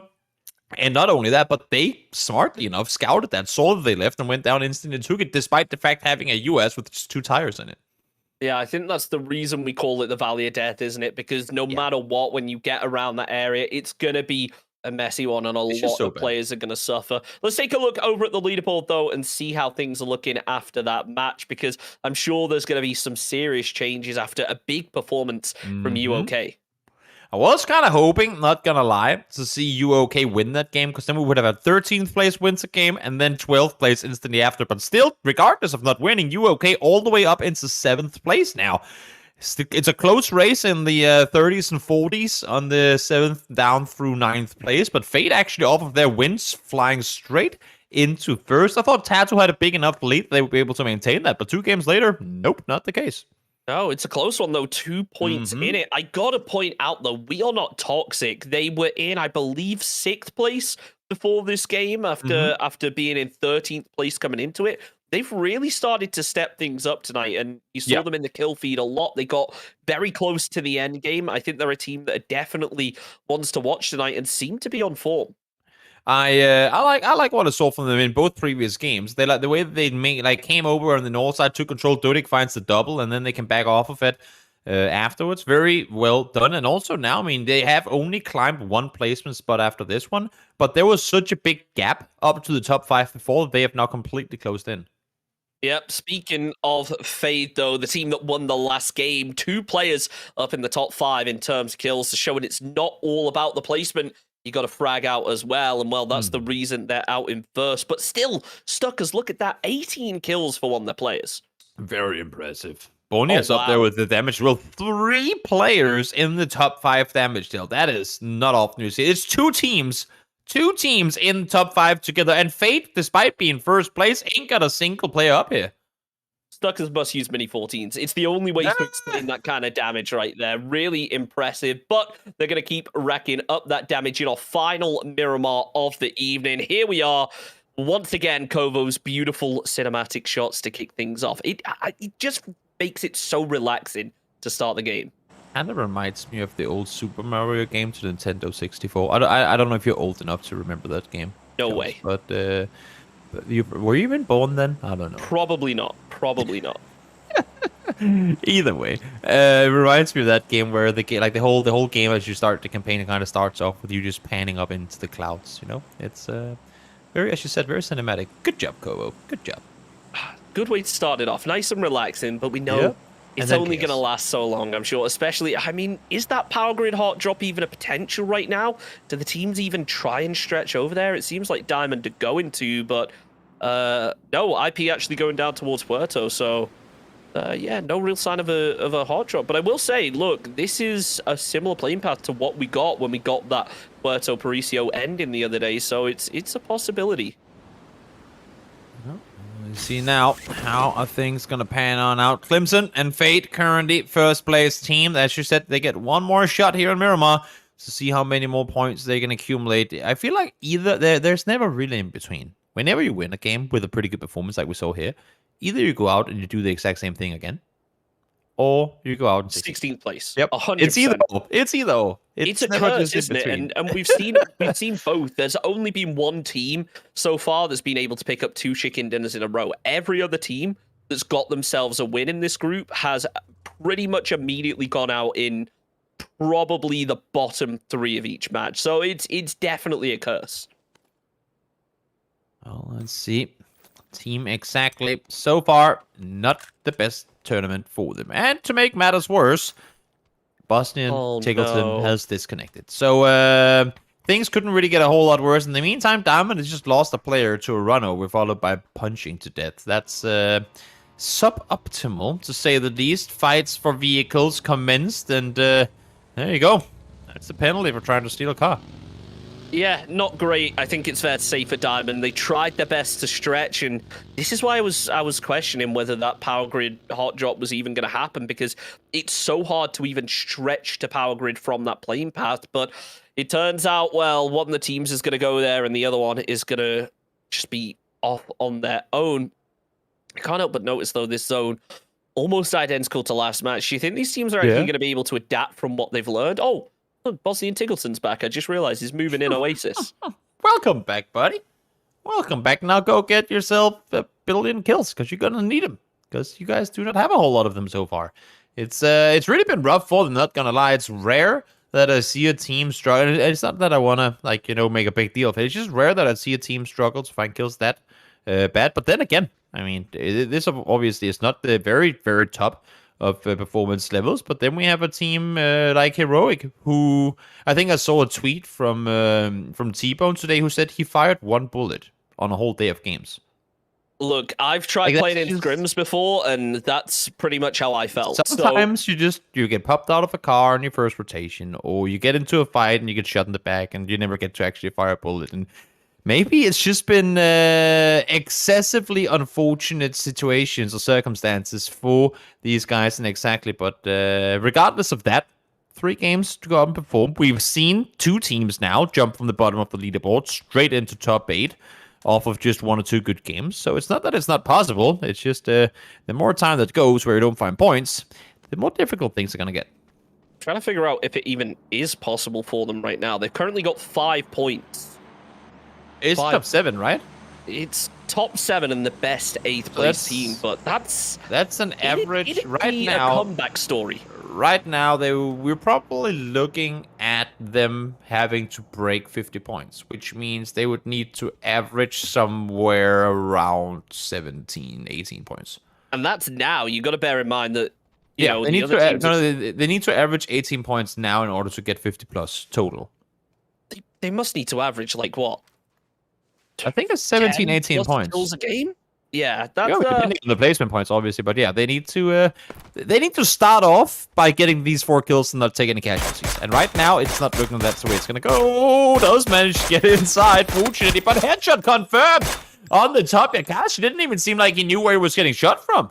Really nicely done there from Pros, though, to be able to land that shot. The headshot followed by the body. He didn't quite land the first couple onto the player down below, but more than happy to make up for it right there as We Are Not Toxic start to move through and sweep bit by bit.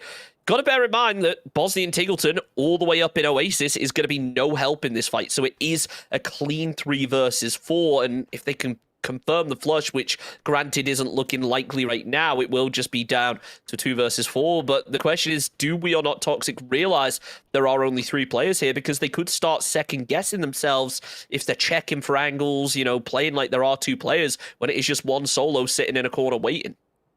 Well, let's see now. The push does come on forward. It's things are just really not easy here. Really not easy at all.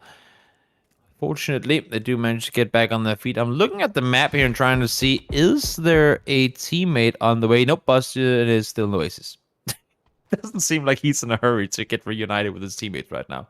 Yeah, but just think about how good his loot is going to be when he finally turns up. It'll all be worth it. Yeah. All be worth it. He's just yelling to his team right now through the call, stay alive, I'm on my way. No, what he's doing is, guys, anyone need an extended Mac? anyone need a 3X? They're all there just sweating, trying to survive. Super nervous, and he's just there, got a spare first aid if anyone wants it. Yeah, not the way you want to be playing. I mean, look, I'll give them credit for being able to stay 3 up this long, but that just comes down to We Are Not Toxic realizing, look, we're in the zone, we can kind of take our time with this fight, and, I'd be happy with taking this city in a zone like this. I am curious to know, though, if they're aware of the fact that they're only 3.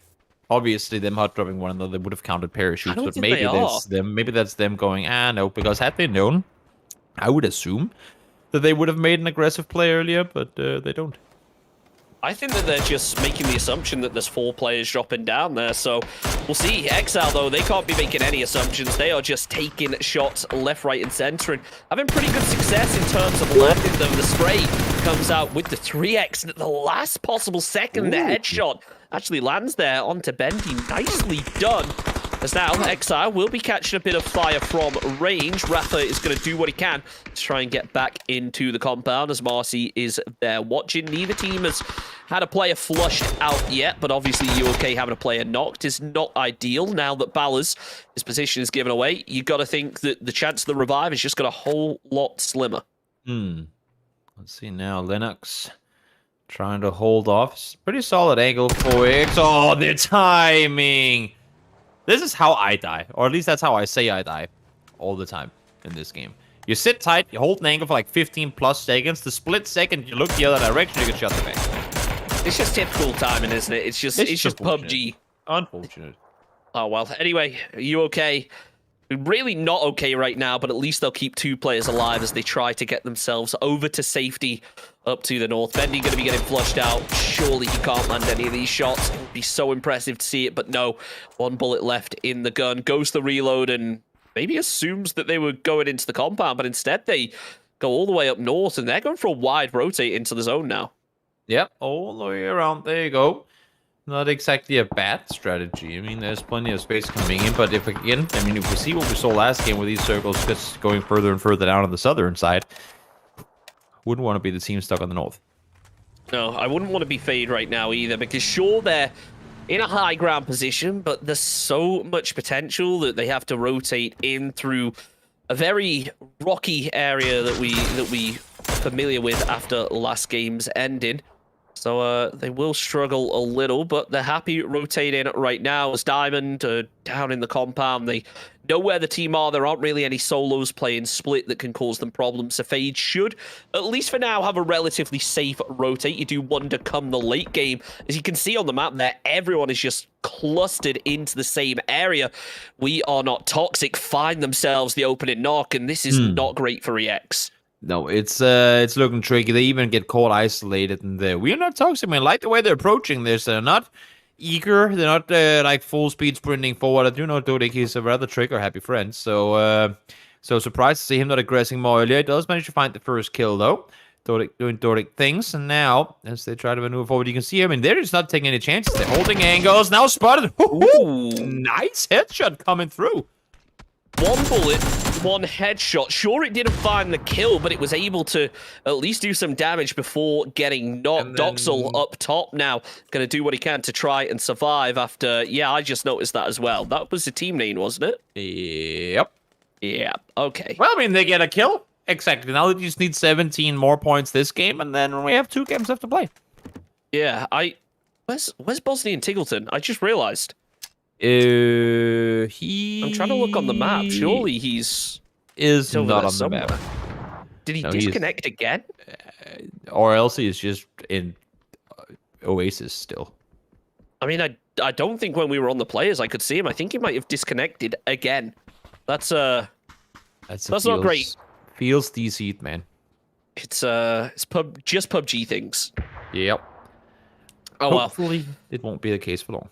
Hopefully it will not. It looks like, though, Tattoo Honey's going to be more than happy to get themselves aggressive as they've got all 4 players connected and they know Stuckers are down below. These are 2 squads that, I mean, last game scrapped it out for the longest time, took a lot of kills onto other teams, but it's actually going to be Swedish who finds the opening knock. The Groza coming out big as he was caught on fire, so we'll try and confirm the flush before going down. It's Duffy, though. Peek over around the back to find that third party. Going for the long-range spray as well. Can't quite find it, but sees Markovic moving, and that should be the end of him. Never mind. Turns around, and the barrel just a little bit too strong. Duffy taken out of that one. Yep, try to get the sprayer down, but Marco is in trouble now. He wants to push over the top, but as you can see here, every single time he peeks on over, he gets shot in the back, and yeah, they were cold in the middle there. Not a whole lot more they could do, unfortunately. Goes down in 16th place. Yeah, Diamond, though, they're not done with this. They're continuing to get knocks, as I believe Stucker's down to only Squeaky left. So, in a bit of a tricky position as Team Diamond just try to third party on. And you got to give him credit. Look, considering this is a team that game 1 hot dropped game 2, sure, they didn't get hot dropped, but their player was all the way at the opposite end of the map. Now, finally remaining in with a couple players and losing some early, they're still able to consistently salvage points, and to be able to hold on to 9th place is pretty impressive considering how tonight's gone for them. Yeah, they're not completely out of the race just yet. I mean, it's just it's 7 points up to top 7 at least right now. So we'll see if they can somehow scroll their way back into that top spot. Well, hopefully they'll be able to do just that. Because I agree. I mean, it's been pretty impressive performance from them. And I really like that one game. I believe the first one where they get a clean hot drop. But then things kind of fell apart as they started rotating. Hopefully, for the games to come, that won't be an issue. This feels like my public match hot drops right there. You clean up the hot drop really well, and then as soon as you rotate it out, you just done. Let's hope that isn't true for any of the other teams, though, because it's a brutal way to go. I mean, everyone just trying their best to rotate through now. I will say, though, Toby, it's impressive how teams are already in the zone. We saw a lot of squads just consolidate early on into phase 1, and now off of this shift, it's almost worked out perfectly. They've got a good read on it. Where would you want this circle to go fast? Oh, the Elazar ending right into the center of it. Hard or southeast shift. Over to IP on the northeast. Northeast. Well, you get your Elazar, at least for now. We'll see if it's going to stick around in there or if it's going to bounce outside. But run things for sure. Okay, new question. How many teams are going to be in Elazar by the end of this circle? I'd say... Right now it's 3. I'd say 3 or 4 teams aren't in Elazar at the end of this circle. I think there are so many teams outside of the zone right now. They have the option if they either crash or they go into Elazar. And I think that judging from the way teams are moving, there's obviously those 1 or 2 compounds that are going to be taken early. The rest are just going to be crash central. And I think that a team that is maybe trying to think 2 steps ahead of that and avoiding a straight up compound crash just goes into Elazar, tries to get the city and hope that they find an area of it that's free. We'll have to wait and see. Now comes one team straight in from the southeast, trying to make their way on forward. Hopes for the future. Well, is the future going to be in Elazar or is it not? We will find out sooner rather than later. They are making their way on in. Unfortunately, they're kind of getting in the quieter side of the circle, but the longer time they spend driving, the more trouble they could potentially get themselves into. I really don't like that Molotov there from Ballas. Sure, he's able to open up with the spray onto Mine Never, but it gave away a lot of info. The players were actually inside this compound. That allowed Macron to get up over the top and catch him in a bit of a flank in a position they weren't expecting. The frag grenade is going to follow through, but it doesn't look like it's really going to work out as Marcy now, the solo, who was trying to play very passive, now having to pay for his teammate's mistake, unfortunately. Very brave standing around throwing nades like that on top of gas can. I would not. I would never. I'd be a little too worried that things could go wrong. In the meantime, all the damage coming through now. Macaron does go down. Lupo does as well. So while the initial push looked decent, trouble brews as other teams start peeking on over. Yeah, IP want to get involved as Insane do fall. That's interesting as Marcy was able to take down one. He now has the compound to himself. I'm interested to see how IP decide to push onto this one or whether they just decide to stay up. And it looks like for now they're going to stay up top. So Marcy probably thanking IP as his guardian angels right now for eliminating the rest of that team. Yep, little help coming on through, fortunately so. And, well, we're down to 4 teams, make that 5 teams actually now inside the city. Slowly and steadily, everyone is making their way on in there as the circle comes to a close. 30 more seconds to go. Scopa, in the meantime, has as good a aim as I do. 1 bullet connected out of the what? 12? That's unfortunate.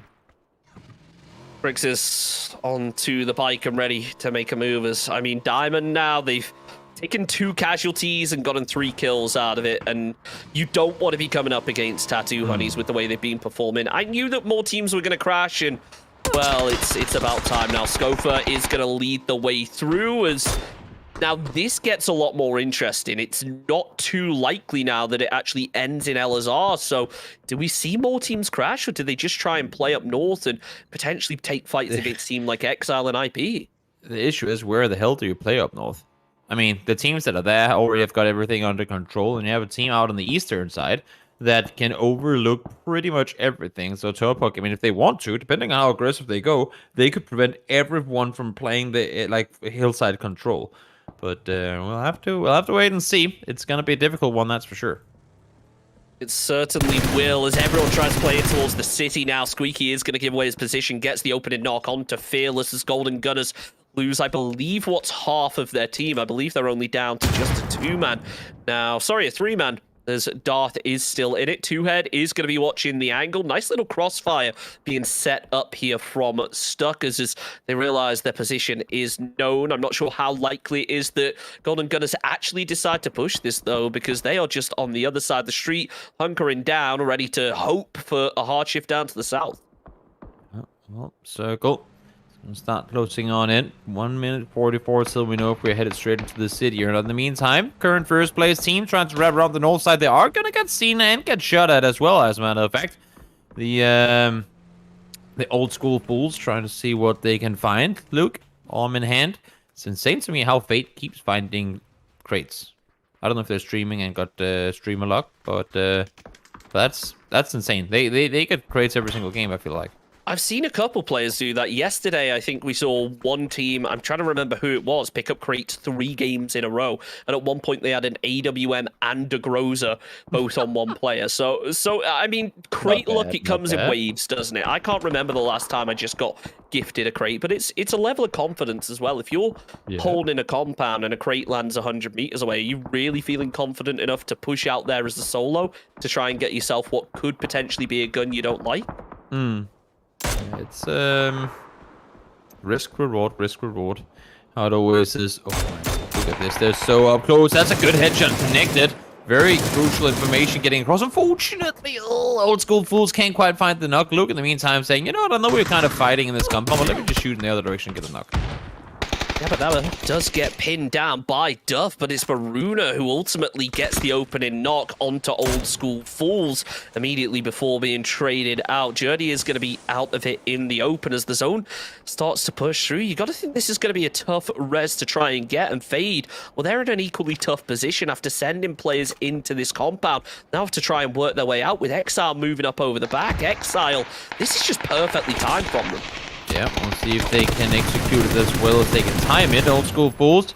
Nice isolation play here, trying to prevent Fate from getting out of here alive. Flush comes through. Second kill for them. Confirmed Duff. In the meantime, does manage to do damage over on the other side. So already has thrown on down. Get himself heal on up. And now Old school fools again peeking on over, but the timing is poor. Lots of damage coming on through. Fortunately, no one's gone down yet.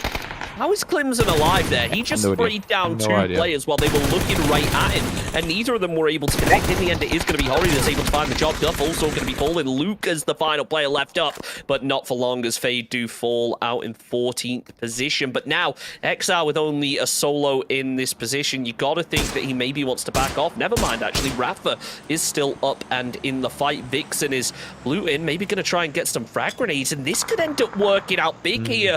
If it connects, it comes over the top, it bounces, and yes, it gets the knock onto Yabba Dabba. Hori going to be the final player left up. Exile, this has to be the cue to push. Yep, and a wide two-way split right now, so it's a 2-person versus 1-person engagement here, unless if the remaining players from Exile can find an angle. I just don't think it's gonna happen. Nope, you see them. Actually, they're backing off now, so if only he knew. If only he knew there might be a rest possible. In the meantime, they are wrapping further forward. Of course, Circle has just shifted up on the northern side here. That is... it's going to be a tough rotation to make, especially for all the teams inside the city. I mean, look at that road as well that teams are pretty much at this point inevitably going to have to cross. It's going to make things extremely brutal. The squads are already a little bit split in scenarios. Let's see if that continues through. Squeaky, though, he's on his own, but not afraid to make some noises. Two-Head Shakur chills inside the other side of the shack, anchoring in case of HNE pushing through, but it was only a solo that they knocked, so they don't really have to worry too much on that front. Phase 5, though, and I'd be surprised if many of these teams make it to phase 6 or 7. Yeah, it's I mean, unless if we get a massive hard shift back into the city again, I would not expect to see a whole lot of people get out of here alive. Exile in the meantime trying to make a run for it. They know they have teammates over on the other side that can kind of apply some suppressive fire as they make the crossing. Unfortunately, no one's really looking this way right now. So safe to reunite. We'll see how they manage to play on foot from here. It becomes the question of, doesn't it, whenever you have a city in the zone, is it easier to get in or out of the city? And I find I find there's kind of two thought processes here. There's the one where, okay, let's just play outside of the city and move in late if it goes there. And then there's the other of, okay, let's just chill inside of the city and farm out kills. Luke B, though, what was that? Farming with that AWM. Nice replay there. Nice little headshot connected. Yeah. Don't pop peeks on over. Gotta reload your gun in order to do damage. That's what I was talking about, right? The click sound. It's 2 more bullets. All he needed. All he needed was 2 more bullets. Doesn't help there, though. Didn't reload the mini. Let's see if his teammate has a bit more success. That zone, though. Oh, this is interesting. I think we expected it to cut out a whole lot more of the city. So now everyone who's in LSR is surely going to scramble for Team Diamond's position. This is so bad. I love it. There's still 13 teams alive as well coming into the phase 6 closing in. That's not something you see too often. It's pretty insane what teams have had to go through. The ones that haven't just sat inside the city the whole time in order to get here, to then maybe not go away with a 0-point game. It's brutal, and you got to think how that's really going to impact the teams going forward. If you play it like this, it's so stressful being in a city like that, and then to be able to go out without any points, it's not ideal. At least IP will confirm themselves another as Futcher Boy yet again. Just a nasty little off angle no one was expecting, and here he is, goes for the flashbang and makes the most out of it. Tattoo Honeys, by the way, one of our top teams, also eliminated out in 13th, so it shows that with a zone like this, sometimes it doesn't matter how strong you can frag. It's just the luck of the draw, whether you get in or out. Yeah, it's tricky to stay very least. I like the way the Futcher came up, got a double, backed off, and now knows that at most there should be 2 players over the hilltop, and you can see Castro is trying to maybe get an ankle over the top, but I don't think they really have to feel them right now. They're inside the circle out towards the east side, and it would be surprised to me to see them try to make an aggressive play. In the meantime, down inside the city, whole other story. Everyone has to scramble, as you said, and, well, it's not exactly easy. It really isn't, especially for HFTF, as they've already just lost 2 players in a matter of seconds, with Tattoo Honeys coming in behind them and doing a decent amount of damage. Team Diamond do what they can with the util to try and hold them out, volleying, nading into the smoke. It's really smart play. But as Frivy starts to move around the side, it looks like he's going to head straight towards Stuckers, who actually don't really have too much of a read on where he is. There it is. They spot him, but Frivy! What was that to be able to return the fire and take down 2head? This is rough now for Stuckers. He denies points to zone, but this zone is closing in. They need to get the res quickly. I'm not sure whether they have time. With 38 seconds still, it's completely consolidated. They will be able to get the res up, but it still remains the question, where the hell do you go from here? Adjob, in the meantime, Hulk in hand, able to find himself and knock onto Chechi, so this north side battle, I mean, it's been brewing for a while, and I like the way that Instant has been playing this one so far. Solid shots coming through there as well. 2 goes down. IDK goes down as well, so down to, I believe, just 1 player left standing in this one. Exile, they looked so good up on that north side of the circle, but there's clearly a team here in IP who says no. Yeah, but IP, they seem a little bit confused about where this final player is going to be. They're like, okay, there's someone over at the shack, and they've seen the bodies. They're like, okay, there's probably someone else, but it's just Rafa laying down prone, chilling, not a care in the world, waiting for one of those players to overpeak and expose themselves a little bit. As the zone, well, it has finally shifted out of the city, and you already know it's going to be a bloodbath, and it has to be one of the teams outside of the city that is the favorites here. Rafa falls, 7 teams remain. Stuckers not looking to be one of them if 2head follows the same fate as his teammate. Oh, there you go. Look at what team has made their way into the top here. As I say that. Ryan J goes down. Sorry, buddy. That's one of the faster caster curses I've been able to deliver. Loses 1. That's unfortunate, of course. Only 2 kills in a game where they've been inside the city the whole time, but of course, it's not really been much of an action-packed setting for them. They've been sitting tight inside the city, and well, at least now they get their way into placement points. I do wonder, though, IP, as strong as the high ground position is, can they even get in zone without every single team in the city trying to take some shots and force them? If TRP are able to get a knock, then it might just deny it, and it looks to be the case. Futcher Boy goes down as the rest of the squad try to reposition. Sure, they still have a man advantage, but they don't have the info on where both of these players are, which is something the Top Rock are working with. Nicely done from Levike to land the shots and at least apply the pressure, but not able to convert it into a knock yet. One more knock comes through, as you say that, MK does fight one. Levy goes to about. Wow, I can't talk anymore. Levy goes up and fights one as well. So now it's down to just one player left alive. Torpok surprisingly effective here. And they hold off. And there you go. A triple coming through, Levy finding another. And just like that, I mean, IP were the ones dominating the North, taking out Exile. And all of a sudden, Torpok are the new kings of the hill. Yeah, you got to think that Top Rock now have to be the favorites to take the game, but it yet again comes down to that phase 8 shift, doesn't it? Does it pull down towards the city, down to the west, the southwest, or does it go in their direction? We'll find out as Top Rock just hold that top angle. If they have to move, they are completely exposed, and you got to think the teams in the city should be able to finish off the job. Yeah, we'll see Doc's hope. Nice peek on forward. He's prone. Very, very limited movement here. Wants to get up on his feet, but as soon as he does that, he gets spotted from behind. Still alive for now, but no longer. Diamond Bricks didn't land with his teammates last time around, but now he's here with all of them. Circle goes just exactly out of the... Like, this is an absolutely garbage circle.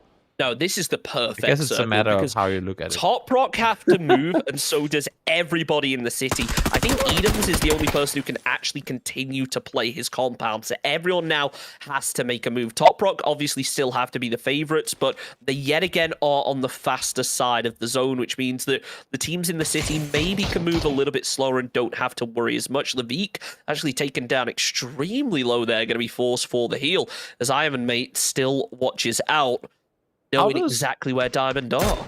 How does Torpok get down from this hill? Because as soon as he leaves that rock, which is currently outside the circle, it is so insanely open.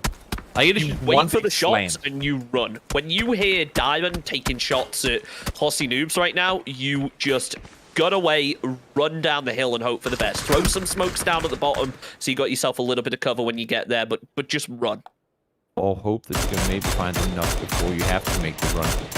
Regardless, it's going to be an incredibly difficult hill to get down. There are 8 smokes, if I'm reading that right. Yep, 8 smokes, make that 7 now on 1.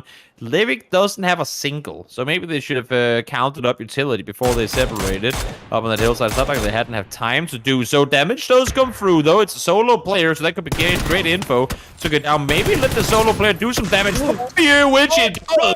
Run! Riggs gets it in return, and now is the time with the run, and they're not moving. They're not moving at all. Oh, they don't know. They don't know that the player's knocked. You got to bear in mind we're on live server. They have to know. No, because you got to think we're on live server. We're not on event server. These players don't have team tags, so for all they know, that was just a player from Golden Gunners that got knocked. They have no idea. Where they're positioned right now. They must have seen, and now they see one more knock. Now you run. Now you run. Come on, just send it down the hill, please. Honestly, I think they're playing for they're playing for a hill win. I think it looks like it. There are still smokes. Wait, did he? He has got 1 smoke left. Did he use 8 smokes and use? What? He threw 8 smokes and didn't move? Interesting strategy, it's fair to say.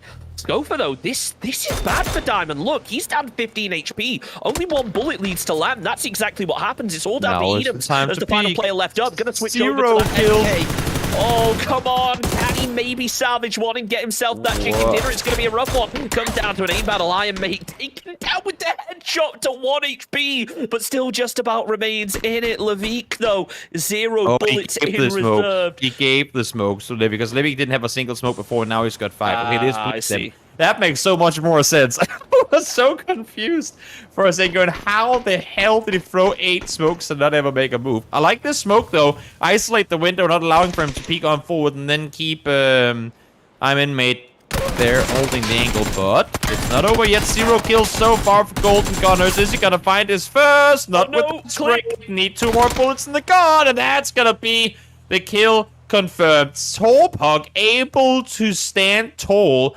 on the hill. That is insane. They get the 2v4 against IP, and then, I mean, not much of a threat there in the end game in terms of how it played out, but the solid headshots confirmed in order to get the kills to move down the hill. It definitely feels like 2 extra bullets do make a difference. Really unfortunate there to not get the knock, and if he did, you got to think it could have been a whole different fight, considering the player's teammate who was still standing had 0 bullets in reserve and only like 20 in his gun. So there was every possibility here that he was going to run out of ammo if he took peeks like that. So really impressive to see Torpok able to get themselves the chicken dinner. And while they did have arguably the best position in the late game, they were able to defend it against IP really well when that squad pulled up on them and tried to get aggressive, even with a man disadvantage. Yeah, absolutely insane to see. I think, honestly, I think they were the last team I'd expected to win that game coming down the hillside like that. But, sometimes you get surprised. A few sprays from wrist here and there, and they get themselves a win, should be satisfied with it. Yeah, really impressive indeed. That's Miramar over for the day, but we still have 2 Erangel left to come. Let's send it back to the studio to break down that game. And welcome back to the studio. That was game 3, folks. That was very stressful. Very stressful. There was a party at Al-Zahar. I'm so sorry for butchering that name also, but every single team was out there. It was so crazy. Yeah, I couldn't even, I was like, how many of them could fit in there? We had like more than 5 teams in there. Yep. And in the end, it ended up being mostly just each player from different teams. And we had Torpok, and on the other side was Team Diamond with 2 players as well. But we saw how that ended. I feel like Torpok was like playing super safe from the beginning. Absolutely. Their positioning was amazing though. So Torpok, and I think it was Instant Polevka, they had some amazing fights up there.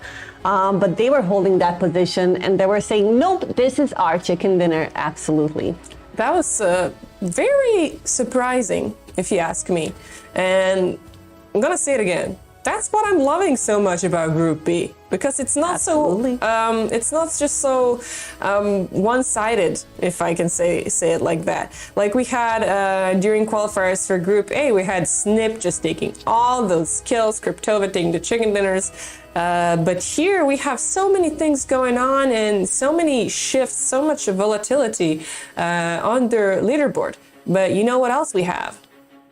We also have all of our live streams happening on 3 of the platforms. So go guys, check out Good Game Global on Twitch, Trovo, and YouTube. And also go to every single giveaway that's out there. You can win PUBG goodies, you can win PaySafe card vouchers, and many, many more. Yeah, that's right. So, as I said before, keep your eyes peeled on the stream during the matches, the actual matches. So not the entirety of the stream, only during the matches can you see or, grab, if you're fast enough to be the first one to grab the codes, type them in over at PUBG and get your goodies. Ahead of us is game number 4. We're actually swapping over to Erangel for the last 2 games, and I want to hear your guys' opinions.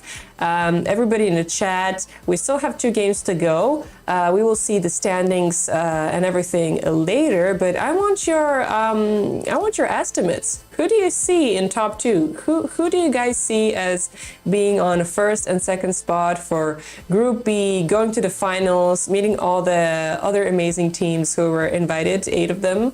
But who do you think? Tetka. I'm not sure. I really wanted the underdogs to be up here today, but they didn't manage. So I'm not going to jinx anybody else. I'm going to stay silent for this one. Well, we know who it is, guys. We were hoping to see way more action and way more engagement from some teams that we have mentioned on the beginning. Sadly, not all of them picked up the pace. Yep. But it was so surprising for me to see Torpok with chicken dinner. Absolutely. On the Miramar on game 3. that was just very unexpected, but I'm also quite happy for them. I do not know exactly what the situation is on the leaderboard, but I think they're gonna get some nice points. And we're seeing, as you know, how it usually is when it's the last day of group stage.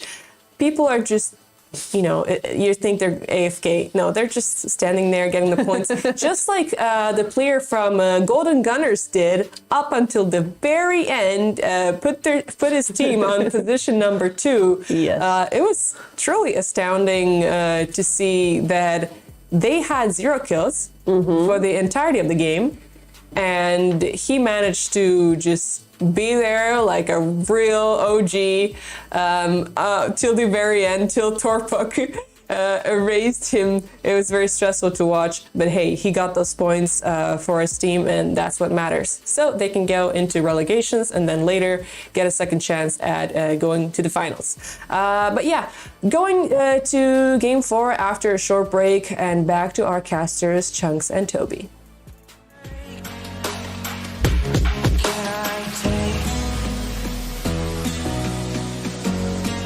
Can I be your superhero?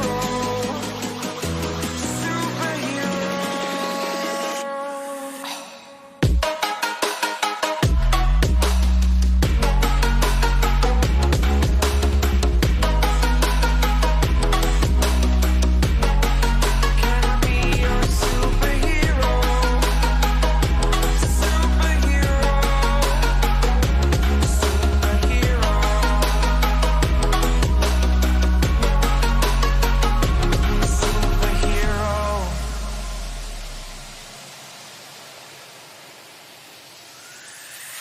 Fly away.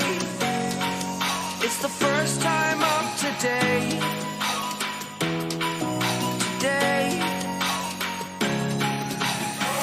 To dream, believe. You are the strength, you're all I need.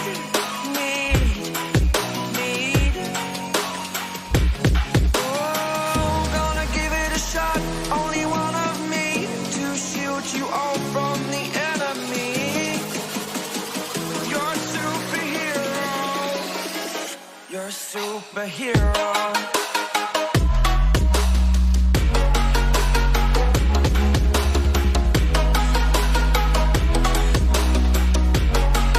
Can I be your superhero? Superhero.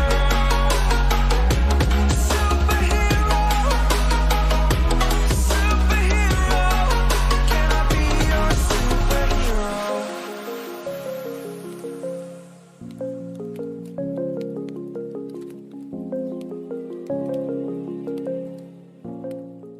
Well, Miramar is done for the evening. Time to hop over to Erangel for 2 more matches. And I will say, look, Tattoo Honeys yesterday didn't have the best start on Erangel, but they picked it up over on Miramar. I'm wondering whether now we're going to see the inverse and they're really just going to pop off over here on Erangel, because that's exactly what happened yesterday. They started so slow and just went off out of nowhere. I gotta say, I hope it's not map dependent, because they were coming into today with, I mean, it wasn't a massive lead, but enough of a lead that I would expect that they could maintain it. Now, okay, they're sitting second place, 1 point behind first place, but that's not so much the threat. The fact is that so many teams have now caught up to that lead who were much further down the leaderboard earlier. So now all of a sudden they're not only battling with one team to try and get the first place spot back, they're battling with 4, potentially even 5 teams to try and claim the first place spot by the end of the day. So with them not going out and sponging up points the way that they were to some extent able to yesterday, other teams have really just stepped up and risen to the occasion. Yeah, and I got to say as well, look, you want to be in those top 2, and I think Tattoo Honeys are a squad that you'd expect to be going directly to the final, but if they scrap it out in relegation, I got to feel like they are going to be a squad that will come out swinging once I think it feels like they realize that they've made a mistake. That's when they become such a dangerous squad. Let's take a look over at the leaderboard, though, and see how things are stacking up after game number 3 of the evening. As we mentioned, Tattoo Honeys in second, but it's that middle of the pack where things are looking spicy. 2 points between qualification and it coming down to tomorrow's group to decide. It's wild that a team like Diamond has 16 placement points total, and one of them is a win. Yeah, it's That's kind of nuts. The fact that they only get 6 placement points in the rest of all their games combined. That is inconsistent performance. But it goes to show that sometimes those wins, I mean, regardless of whether they play super settings or not, those wins do come in pretty handy when you can't find the consistency. Adding another 10 to the bank, it's pretty nice. I bet Team Diamond right now just wishing we were almost chicken because, winner chicken dinner, because they would be straight through to the final, no questions asked. But unfortunately, it's not the case for them. They're still not guaranteed qualification to the relegation series. Even with this position, they have to be in the top 7 to get that, and it is so close to get to that top 7. A big part of that, though, has to be the kills. Let's take a look over at our kill leaders right now and how things are stacking up. And I mean, is it going to surprise us see Michael still holding on to first? A little? I mean, we haven't seen a whole lot from them today, so I would say a little. Not a lot, a little. But it's not really holding on so much anymore. It's tied now, and we got 2 teams right behind them that are on the chase. Yeah, I mean, it's very close here. So many teams and all different teams for each of these players in the top 5. Let's see if that remains true for the damage. While Michael's still leading the charge, Stuckers hammering out damage. That one he can maintain for a while. I would assume at least. A solid 1,100 almost anyway points ahead of Bonias. That's completely insane. And the fact that we still only have 2 teams up there to combine for the 5 players in the top of the damage, and that none of the first place players are in it. That's pretty insane to me. What else is exciting is the fact that we are moving over to our final 2 matches of the evening over here on Erangel. Let's kick it off. Oh, he's switching it up this time. He's going from above for the cinematic shot. Down. Okay, now I gotta find the new Nintendo 64 game that starts with that. Really switching it up there. I mean, this is a pretty standard circle. I think it's a standard plane path, I should say. I mean, yeah, if you could tell the circle was standard already, you got intel that I don't, and I need to know how you know that, because that's. Well, look, this is it, isn't it? The circle has to be touching the plane path. That's just the rule for phase 1. I'm with you. So we know it's not going to be too awkward. Let me ask you, Chunks, how do you like that? Oh, I say you make it so it's not allowed to be touching the plane path. If it's right down the center, we're going to Milton. I'm thinking of diagonal planes that would just cause the worst kind of chaos. Get rid of land ratio. In news. Random circle, completely random circles. We hit 130 and the circle doesn't pop, and people are like, wait, what? And the circle is just somewhere off the map. Look, me and Poro have said this for the longest time when I first casted with him. It's get land ratio out of the game. I want completely random circles, especially over on Miramar. That's a map where the RNG and the land ratio, I don't like it. It makes him a little too predictable at times. I'm not gonna pull the age card on this one, but we were there once. I remember we did it. We did it. I remember. I was watching. We did it. Good old days. Good old days. It was great fun. And I think it was for the best for everyone that we never went back. Well, one thing is Miramar. Miramar, I'm completely with you. Screw land ratio. But on Erangel, I mean, those let's end the game in the water. Unless if we add harpoons that drop on the bottom of the water and like scuba gear, then I don't think. But hey, I mean, you do it. You wanted to get a crazy one. This could potentially become one. Oh, if this pulls down to the south, I mean, even if it doesn't go off to the west off of phase 2, it's horrible. I mean, Lipovka endings, they're few and far between, but they're possible. We've seen them. Oh yeah. Not often, but if this pulls off to the east now, then it's all bets are off, and every team is going to have to send it in. I do like the fact that Diamond are already pretty spread out here, so I hope that those players get out of prison super quickly, though, because with this many teams rotating past, prison is not the place you want to be trapped. Oh no, by no means. It's yeah, it's I mean, I really hope that they know right now they have everything up for grabs, and I am very, very, very much hoping that they're not trying to maintain this 3-way split. for much longer than just getting the like initial looting down. Prison is a loot spot and nothing else. If you end up in prison by the time phase 2 pops, then something has gone horribly wrong. It is, I mean, you call it prison for a reason. Once you're in there, it is near impossible to get out. Every team will be playing all those ridges, looking down. You just can't get out. You do not want to play that past the probably 5-minute mark. I remember when they redid prison and they added like a small tunnel entrance up on the like upper plateau of it, but that didn't, you couldn't actually get in there. But I've always been like, what if you could go from prison into shelter? Now in a tunnel. That would be exciting. I mean, they did it on Miramar, because didn't they? there are multiple tunnel entrances on this map that aren't open. Similar to the one over by Pachinki, you know, like just northeast of Pachinki, there's a tunnel entrance there, but you can't get in there. Like, there's nothing. Get all the way up to shooting range with the tunnel. I'm down. down. There's a whole metro system on the Giant map. tunnel network. I'm down. Where you can just go around. Yep, that'd be bad. But interesting, nonetheless. Brick. I mean, it'd be a whole lot safer than taking vehicles next to these compounds. Golden Gunners lost one, nearly lost a second as well. Nicely done from Bricks to be able to land that and not get run over like I think a lot of people would be afraid of doing when they take a spray that close. Yeah, it's if you're planning on rotating in, why do you rotate straight past the compound like that? I mean, you know there's been a team looting here. It's just it's some of those things that I'm sorry if I sound harsh, because some of these teams might not have all that much experience, but it's just you rather learn it early and the hard way, I suppose, than just starting to take things for granted here as well. I mean, they know they're looting, and now Exile, regardless, takes the fight to Imreva on his own. The entire cavalry has arrived though, so we'll see how this one turns out. 4v4, at least it looks that way.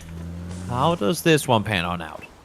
It's not ideal for Rafa, I think it's fair to say. Obviously, he is a super aggressive player. He's more than happy to actually take this fight, but in this position, it's just not great. Vixen will be able to flush out onto Danku. As actually, a couple of their players going to be taking engagement as well. IDK able to take down Dodic, as now, well, We Are Not Toxic might be a little bit heated after the way this fight has started to kick off. Exile, I actually really like this. They know that Rafa's trapped in the back of this building, so they've got a player covering the window. So even if Rafa goes down and they don't have a player in there, they're still able to play for trades. That's a really smart play from Exile. Yep, this is just Exile winning their 1v1s all across the board. Yep. Dodic taken down by a Bison, and now, I mean, this DPS could...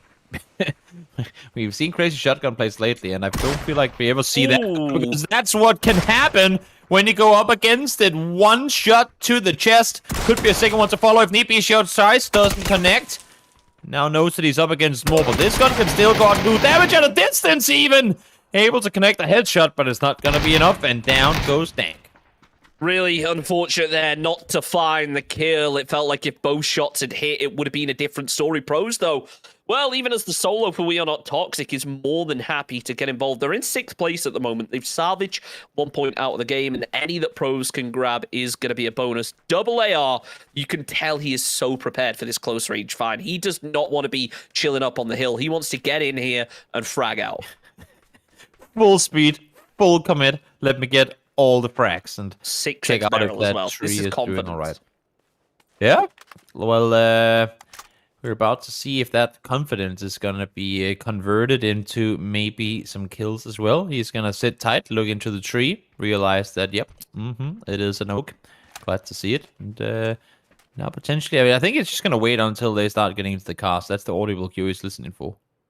It seems like it. I mean, I do wonder whether it's a case of whether he's going for the kill or whether he's just going in to maybe grab the leftover vehicle, grab loot off of his teammates. This is, oh no, this is actually pretty big. He's got the M4 in hand. He's laying prone. Surely he doesn't go for the spray onto this. He actually might as the players hop into the vehicle. 6x M4, not able to land a single bullet, but the barrel is a whole lot more effective. Lands a shot onto Rafa, almost onto Vixen, but it's just not enough as Exile. Well, they clean it up with relative ease.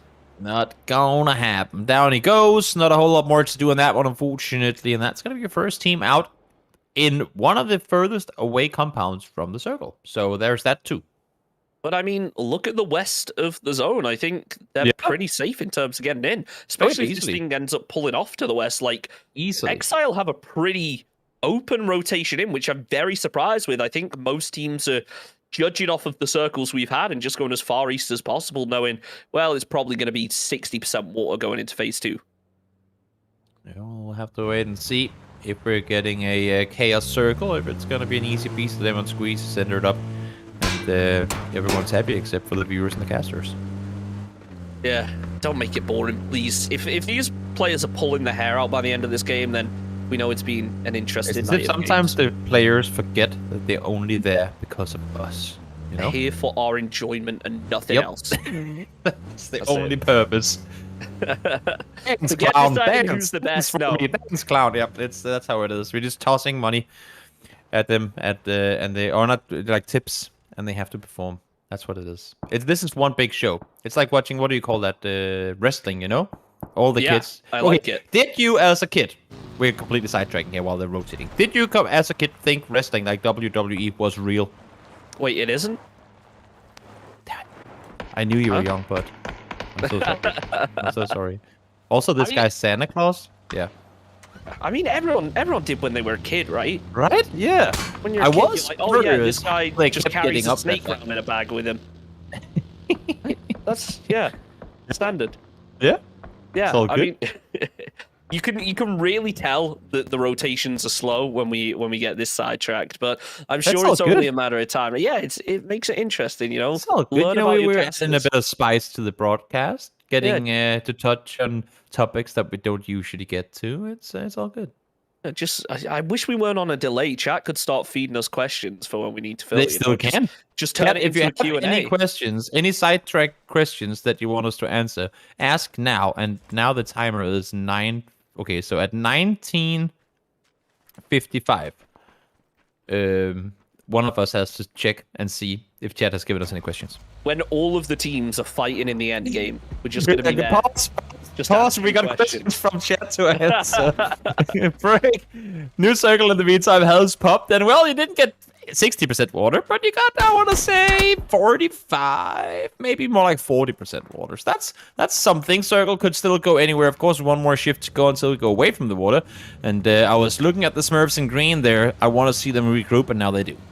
Yeah, I can't help but notice as well that this circle, while it's bad enough it's half water, it's not as good as it would have been if it was further down to the south, like Lipovka Prison, and there were more ridges and compounds to work with. This is a really brutal circle. Sure, you've got the forest around Mansion, that kind of area you're able to use for cover, but up on the northern side, where you can already see a lot of teams are banking for, it is very open, and there's like 3 or 4 compounds in that entire area. It's going to be Stuckers, though, on the rotate down to the south that are potentially going to come head-on against Team Diamond. Zebri holds back, takes the shot, but isn't quite able to connect, just not leading them correctly this time, unfortunately. But Stuckers now realizing they can't play this hillside. I mean, where do you play in a circle like this? The place that all the circles go. Crash. Just crash. That's it. Because they hit each other whilst they come in as well. That might actually have benefited them a little bit, that they kind of collide mid-air to then both get to bounce off on the right side, because it looks to me like one of the vehicles was kind of headed straight into the wall. But I don't think the crash was ever really a consideration with the way they were wrapping on in. In the meantime, far out on the edge of the circle, Fade, our current first place team, forced to take a fight here. Yeah, and it's not one of those fights that is really team on team. It becomes a bit of a scrappy one to a certain extent. Fade, if they do want to engage onto this, have to try and close through a very open area of terrain. Right now, both teams could theoretically just stay where they are and play a little bit split, but I mean, Fade, they're a kill-heavy team. Like, looking over at it, they're leading the pack right now. 52 kills in just this many games. It's impressive seeing it. Wouldn't surprise me if they do decide to get aggressive. After all, as Exile having a little bit of trouble there with the vehicles. Whoops. Oh dear. Whoops. I mean, they've got a ridge. While they're getting shot at too. Nah, they're fine. You know better. Look, they've got a ridge to work with. They're fine. They'll make it work. Before they get knocked again, like Rafa is gonna get knocked at some point in this game, and Vixen is gonna be like literally 1 second from being able to rest him. And he's going to go, you know what? There well, that's the second knock coming through. So, So now that what? was his fault for peeking. He shouldn't have peeked. Swedish, though, he is more than happy with that peek to take down Duff. Nicely done as Fade.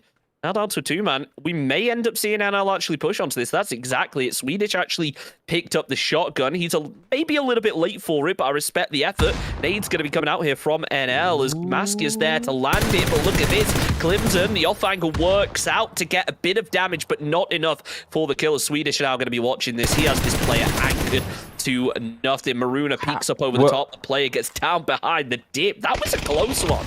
How is he allowed to play on the roof when you have a player up there covering? Swedish goes down.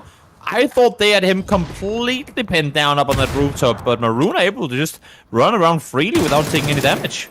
Now they're holding off here. This should not be happening the way that it is right now, but Fade, I mean, obviously there's a reason they're in first place. They're playing this one really well. Absolutely. You've got to give Clemson his credit for being able to hold his nerve right there. He caused enough of a distraction so that the player who was anchoring couldn't even risk looking over at the roof. He would have been taken down if he did. So it meant that the rest of the squad were able to get up and get themselves a knock from above. We should point out as well, Exile starting to sneak in. It's Clemson versus Exile. There's no way he can get support from his team here. Nope, Vixen does go down. That's what you get for rolling over your teammate, I suppose. Ref, in the meantime, finds Clemson. So all these teams now fighting for a spot that's probably not going to be all that that relevant. Circle did allow for it to stay in for now, but we have to see it's going to need a few more hardships in order to be in for the circles to come. It's going to be a tricky one. Maruna just marooned on the roof right now, using the vent for cover. I give them the credit, though. They don't have to move. They can play this as a slow burn. They don't really have to have an explosive fight. They can just wait and hope that these players down below actually clean up the job. But as the nades land through, it becomes a whole lot harder. It has to be said, though, Exile seeming like they don't really want to fully commit onto this with only 2 players. They don't really have a read on exactly who's in the compound or how many, individuals still even standing in this building. No, it's a real streaky, and I like the fact that they're not pushing on it. That molly landed. Yep, it did. It actually landed on both of them, too. Wow. That was a good molly. Through the window, that was... They only knew downstairs, but no, they're going to prone it out. Oh, I mean, really impressively done, though. That's one of the best mollies I've seen in a while. I'll give him credit there. It's not like a nade where you get a lucky bounce. No, with that molly, it lands where you put it, so it's a credit to him for that one. Very well coordinated throw.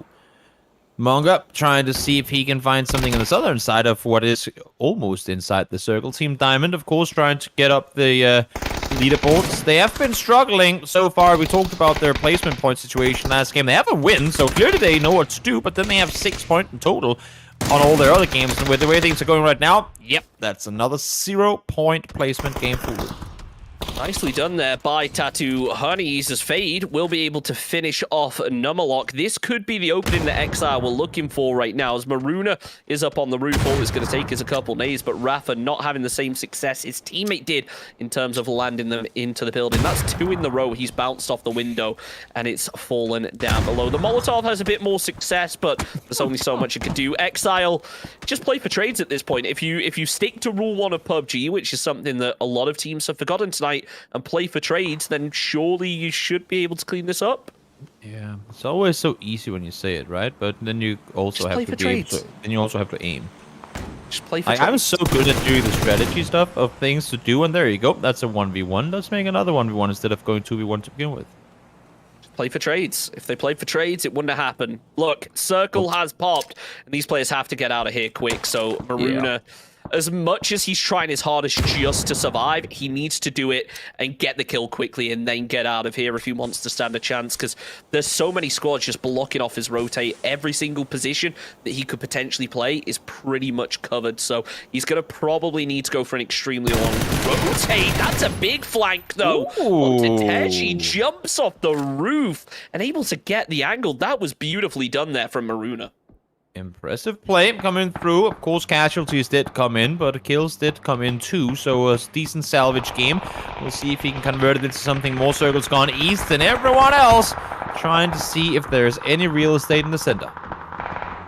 No, there isn't. Everything is taken right now, so it becomes a bit of a scrap. Sure, there might be a few dips, ridges that teams are able to salvage, but there's nothing really that you can fight out of. It looks like, though, Old School Fools are going to try anyway. They crash right into the shack that has two-head Shakur inside as he's able to blow up the vehicle. Is he trapped inside? No, the entrance is on the other side. For a second, I thought he'd actually trapped himself in there. Old School Fools go in.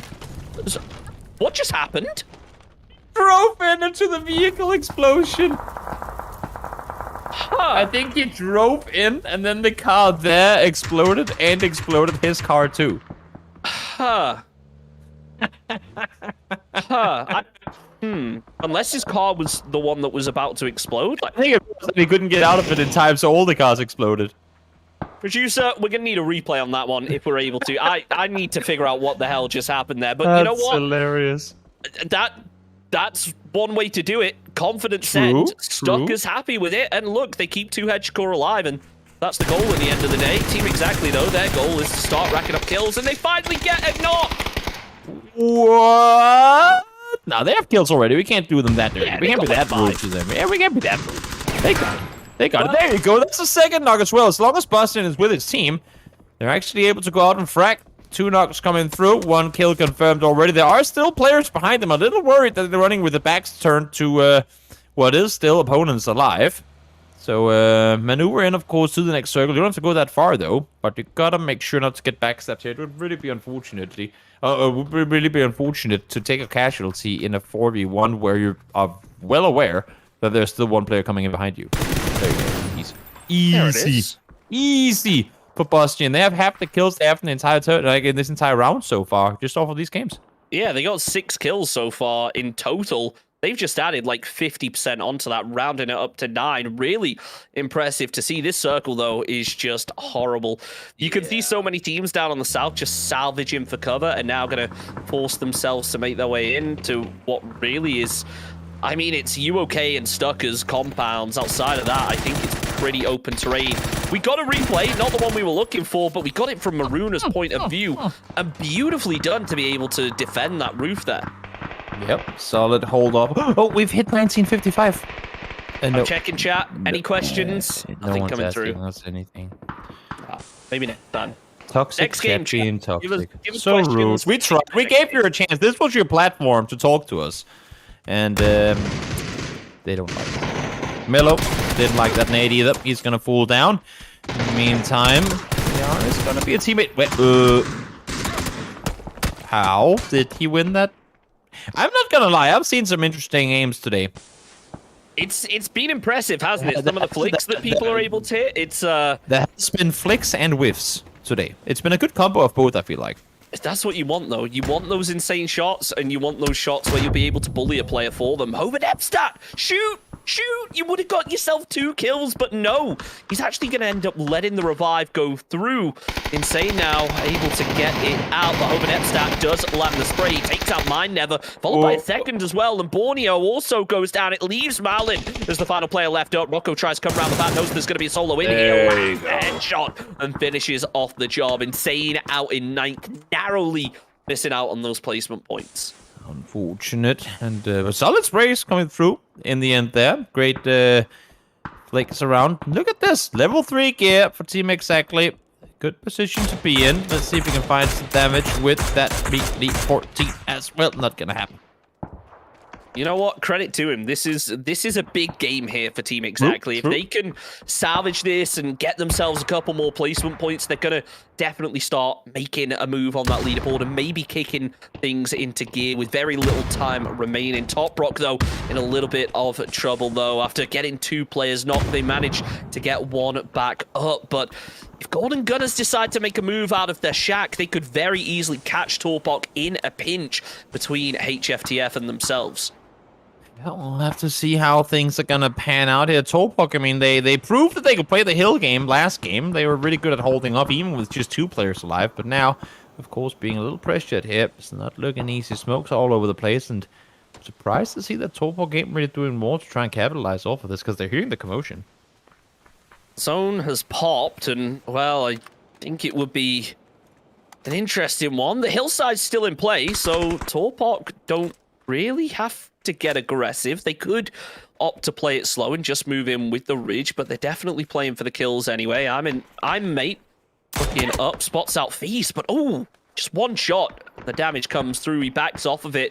The Stuckers and Golden Gutters now going to be taking a couple long-range shots towards each other. I think that's going to be the theme for now, though. A lot of teams taking long-range shots, not really 4v4 fights. Maybe we'll get a couple crashes coming through, but I wouldn't expect it just yet.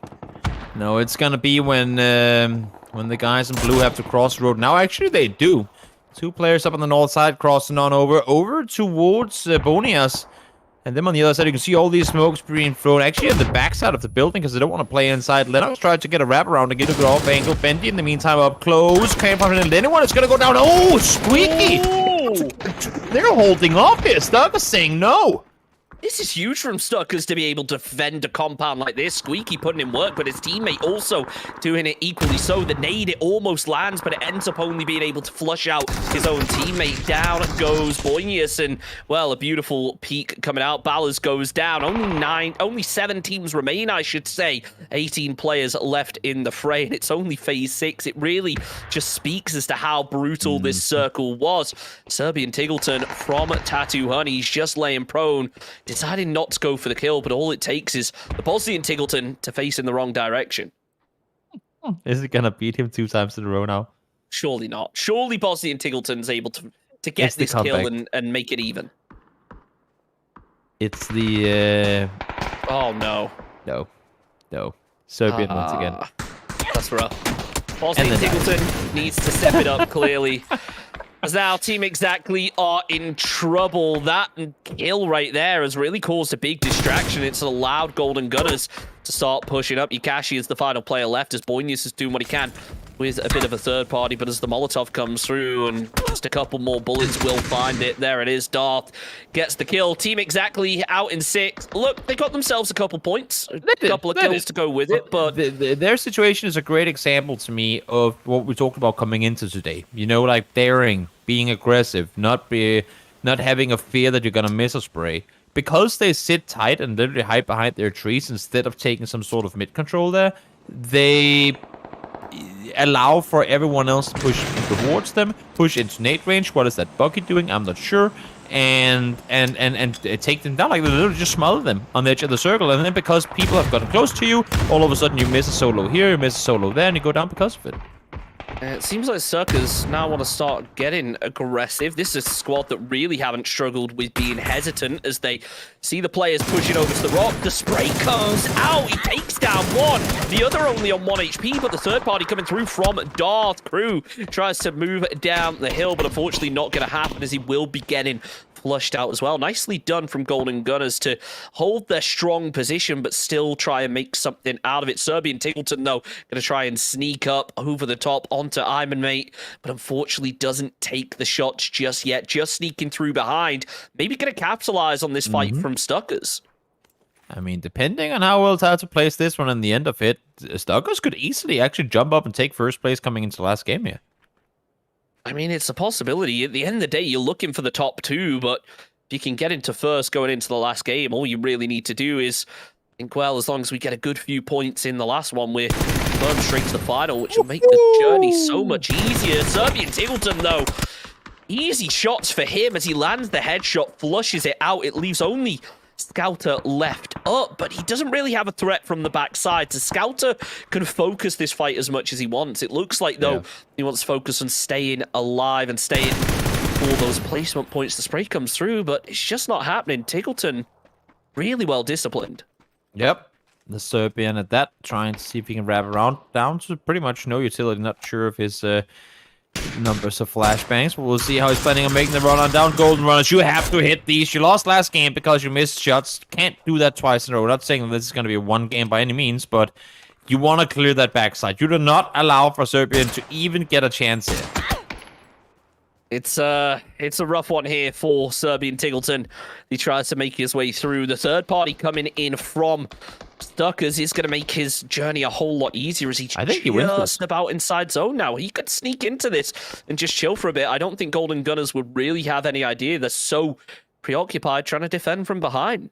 I mean, they did just shoot at him as he ran down the hill. So I really hope that they have an idea that he's behind them. But do they know that he's made it this close? Yeah, I mean, It's rough. It's so it rough. sure is. It's It hard to really make is. predictions. It really is. It really is rough. I mean, they're looking in this direction, so clearly an indication that Nate also tells me that they have somewhat of an idea that there's a Ooh. player over there. Do you think so? You know what? I'm starting to change my mind. I think you might have a good guess. It's a question: can they push out though? Because obviously Stuckers have done so much damage. True. I mean, they have the duck, so You'd maybe think that Golden Gunners would have moved out of this if Stuckers weren't causing them a threat, because they're closing through bit by bit. It feels like it's only a matter of time till Golden Gunners are trapped if they don't get aggressive onto one of these players quick.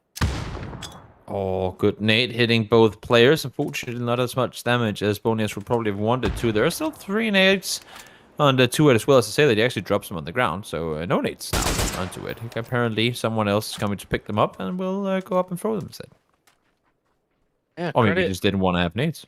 I mean, make the most out of the util. Try and save it for the late game. And I think this is, as much as the nades didn't work out, it is the perfect spot to use utility. I mean, look at Golden Gunners. They are in the bottom of a bowl. If you just land it on top of that bowl, you're going to do some damage. It just seemed like they weren't able to this time. Those Scouters, though, he's on top of the bowl. All it's going to take is 1 or 2 more bullets, and Golden Gunners are in disarray. But as the solo from Torpark, he tries to play it stealthy. Serbian Tingleton, though, is having none of it. Gets himself yet another kill for the squad. This should not be happening. But it is. Items, of course, not able to get an angle. Now, as you said, they have to worry about the backside, too. There are still solos at play here. We got Serbian, and we got one up towards the north as well. Let's see now how they're... Are they just going to smoke themselves in? Is that like the ostrich strategy? If I can see you, you can see me. Finally! Items able to get the kill. Down to just them 2 here. We still have a solo. Keep that in mind. Squeaky, solid 6x spray coming through. Level 3 gear now. Bonias as well. It's going to peek on over. I would assume anyway. That's going to be the case. Not peeking just yet. There you go. Both of them dealt with. 3 versus 1. Who wins I think Stuckers are a little bit confused by this. I think they thought, oh, wait, Golden Gunners are only a duo? What's going on? So now they have to try and get a read on that solo. Obviously, there was a solo up the hill that they took shots at earlier that was killed. So now they have to read. It's almost all over. Bonias there with the frag grenade, and well, that's the end of it. Really nicely done by Stuckers. Impressive play. And I would, if my quick math serves me right, that should be them jumping into first place after that game too. And now it's just going to be a matter of can they hold it coming into the final game. I mean, it's looking good for them. They had to hold off against the team coming towards them. They shut them down instantly. I like the way that Lenny tried to make the wrap far up north on that first initial play down by the 1-story building, but they held off. They instantly dealt with them. It wasn't a prolonged fight where other teams got a chance to third party. It was boom, boom, boom, 3 players down. Now let's focus inward. And they just started sweeping, and they did it fantastically.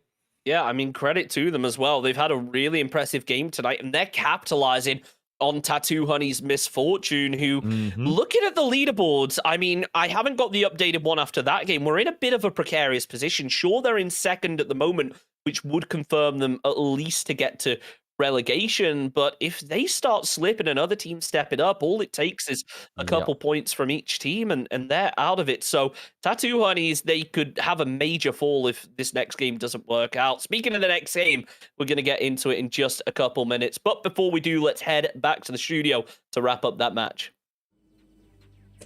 Welcome back to the studio, my dear viewers, our dear viewers.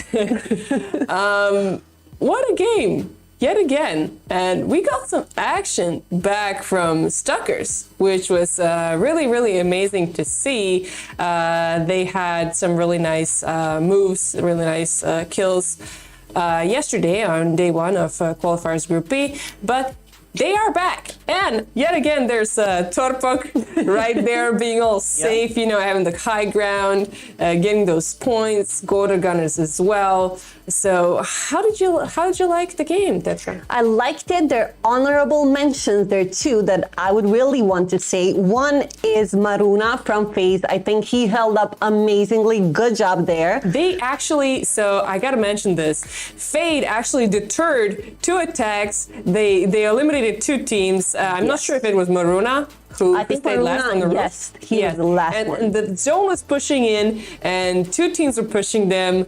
It was really, really such a good play. And we also saw those great mollies from Team Diamond. Yes, it was Tazy, I think, but Speaking about roadkill, that I said from the beginning, guys, Oh my I didn't mean yourselves. So Vixen, Rafa, I'm looking at you guys. Oh my Not goodness. each other's. So this is the recap of the fourth game, but before Wait. it is You not. forgot something. What? You forgot about Old School Fools. Oh, snap. Old School Fools. I don't know what happened. Two of their players were knocked. They crashed into a shed. There was just one player in the shed. Both of them knocked. One vehicle, their vehicle was burning, and then their team member just crashed into it. It exploded, and all of the three of them died. So It was such a barbecue, Hot Yeah. Wheels. that was barbecue. Good barbecue. Absolutely. But apart from that, we have some good news again. We have already had the first question today for the Samsung Odyssey giveaway, and we're gonna have another one, right? We are ready for another one, and you guys have to be ready. You have to be the quickest. When Amy is going to read the question, you have to give us the correct answer, and then you will have the opportunity to win €50 G2A voucher. So, guys, are you ready? And Amy, are you ready? I am. So, The get question. those fingers on your keyboard. Fastest finger first, as always. So, the question is, what is the name of the team that won third place on last season of Samsung Odyssey Masters? A little hint, their current team name is Hall of Game. So, fastest finger first, who gets the correct answer. Our moderators will make sure to let you know in the chat who won. I'm sure you know which team this is. They played really nicely, I gotta say. And they're also invited as one of the 8 teams to the finals. So it'll be a really nice time watching the finals. However, the last game for today, the last game of Qualifiers Group B is ahead of us. It's Erangel yet again, and after a short message from our sponsors, and of course a little break, we're going back to Toby and Chunks.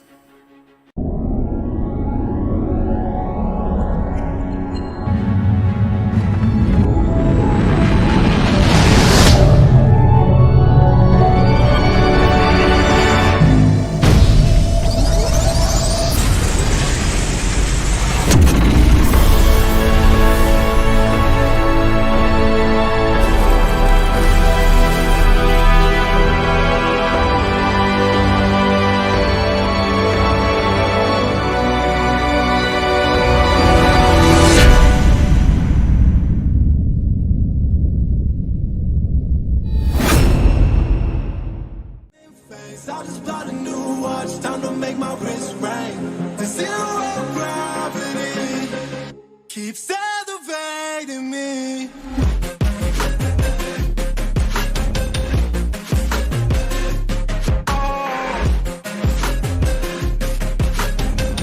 The zero gravity, they got this quick change, so it like a make face. I just bought a new watch, time to make my wrist ring. The zero gravity keeps elevating me.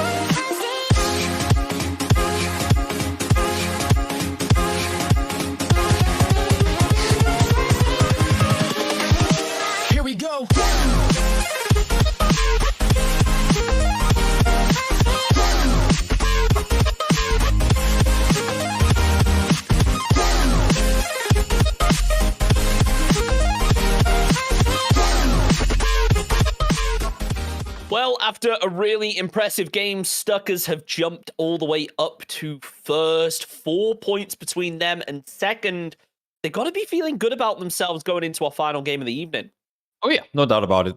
The question is, I mean, now they've been playing from behind for a while. Can they maintain the position throughout the next one? I would say if Tattoo's performance so far today is anything to go by, I would say yes. But then Fate, they've been playing pretty consistently, and they what are they sitting now? 7 points down, so pretty good chance they could bounce back and hit. Good question. Let's take a look over at the leaderboard, see how things are currently stacking. And you mentioned it, Fade, only a couple points in it. Mm-hmm. Looking real good, just a couple of points down. I mean, but as you can see here, top 3 have managed to separate themselves by quite a margin. Of course, Tattoo kind of already had that coming into today. But then, as we said, I mean, they were sitting on the top, not alone, but somewhat alone. And now both Stuckers and Fate has gotten right up into the mix there. Exile, the next team, down 16 points behind third. I would say at this point, unless if something absurd happens, the top 3 is not going to change. But within the top 3, that could easily change. Yeah, and you've got to bear in mind, it's only the top 2 that go directly to the finals. After that, it's 3rd till 7th that go to the relegation battle. And then after that, the best 8th place team out of all 3 groups also gets through to relegation. So it's a nerve-wracking one, especially if you're Tattoo Honeys. You don't want to have to play an extra set of games to be able to confirm your spot in the final. You want to just get that direct invite. And we can say already that Angry Eagles from Group A, they got 52 points on 8th place, right? So, Hoshi, can you get 2 points? I mean, I'd say it's doable, but you never know. If there's a game where you full-on mess up and don't get anything going, could potentially be the one here. Hopefully, of course, not going to be the case for them. I mean, it's not just Hoshi, is it? You got Team Diamond, UOK, all potentially just a couple points away from getting that best 8th place spot. And then obviously still got Group C to go. So there's a lot of nerve-wracking players over on Angry Eagles to actually keep an eye out for right now. Let's keep an eye out on the kills, though, because look at that. Michael has finally been dethroned. Down he goes, and more teams join the fray. Maruna, of course, a good game last game. Before it was only 2 different teams up in here. Now Maruna joins, the party. And so does Kieran. I believe, actually, no, Kieran was in here in the previous game as well. But good to see more than just 2 teams on the top. Yeah, absolutely. Michael, though, still with the damage. Yeah, that makes more sense. I mean, look, when you're playing this aggressively, you're farming that much damage. It's hard for teams to be able to catch up. So credit to these squads. I'm wondering if maybe yesterday's MVP prize has got to Michael's head, though, and he's getting a little bit too confident. Could be playing a bit too confident. I mean, when you go into a final day where the chalk has kind of been like everything's been written up and you know what you're up against, that's when teams get desperate. That's when teams start performing better sometimes, and maybe he's falling victim to it. We will see now if they can redeem themselves, get back up into that direct qualification, because it is going to be a close one. It's the final game of Group B for the Samsung Odyssey Masters, and Kovo switching it back up again, going back down below with the cinematic shot this time. Yeah, a little bit of a tree shot this time. You know, I've always been told that in photography you have to have, like front, middle ground, and background. And having a tree standing in the foreground there, good job, Kovo. Good job. Yeah, nicely done. He knows his stuff, this guy. He's all right. As now, I'm still upset. I mean, imagine 1955, right? All the questions that people could have asked us now would have been a perfect time to have like a solid 3-minute podcast, and we were left in the dark. Not even in the dark. We were, we were just tossed out. We were left on the curb with not even food for a day. We were just ignored. Everyone was too busy spamming those exile emotes. Shocking. I guess we'll just have to talk about wrestling for a bit more then. Oh yeah. So I once played a wrestling game on PlayStation, and that's really that's all I can say. Okay, well, we tried. That's my contribution. You want to get a tell you something, circle? though. Yeah, this is the circle I wanted. Whenever we see those East Coast circles, I can't help but think, I wish it went down to the South. I wish we had a mill to end in, and it looks like we are going to get one of those right now, especially if Phase 2 is down to the Southeast, because that is just such an exciting area of terrain to watch. So messy for the players, though. I really do I hate to be what do you call it, superstitious in these regards, because 90% of the time I'm proven wrong. But I really have to say that over the course of this patch that we're currently on here, and in the previous one, we have had so many Southeast endings. Like during PGC so far, and in this tournament too, we've been down there so often. It's insane. I don't know if it's just on the current patch and algorithm sort of thing, or if it's just, again, I mean, complete coin flip, but it's wild to me that we have so many games going down east of Milta. Look, I knew a guy who he drove himself insane, genuinely spent months trying to figure out how to predict the circles, and his theory was it has something to do with the version numbers, then it goes through some algorithms, and he spent like probably about 3 months trying to figure it out until eventually he gave up. But I think he's on something. I think that, you know, something to do with the version number of the patch has to do with how the circles are generated. It just seems to make sense to me. Yeah. Sometime, somewhere, we'll find someone, and we'll ask him. And then say, yeah, I know, and then we'll be real happy.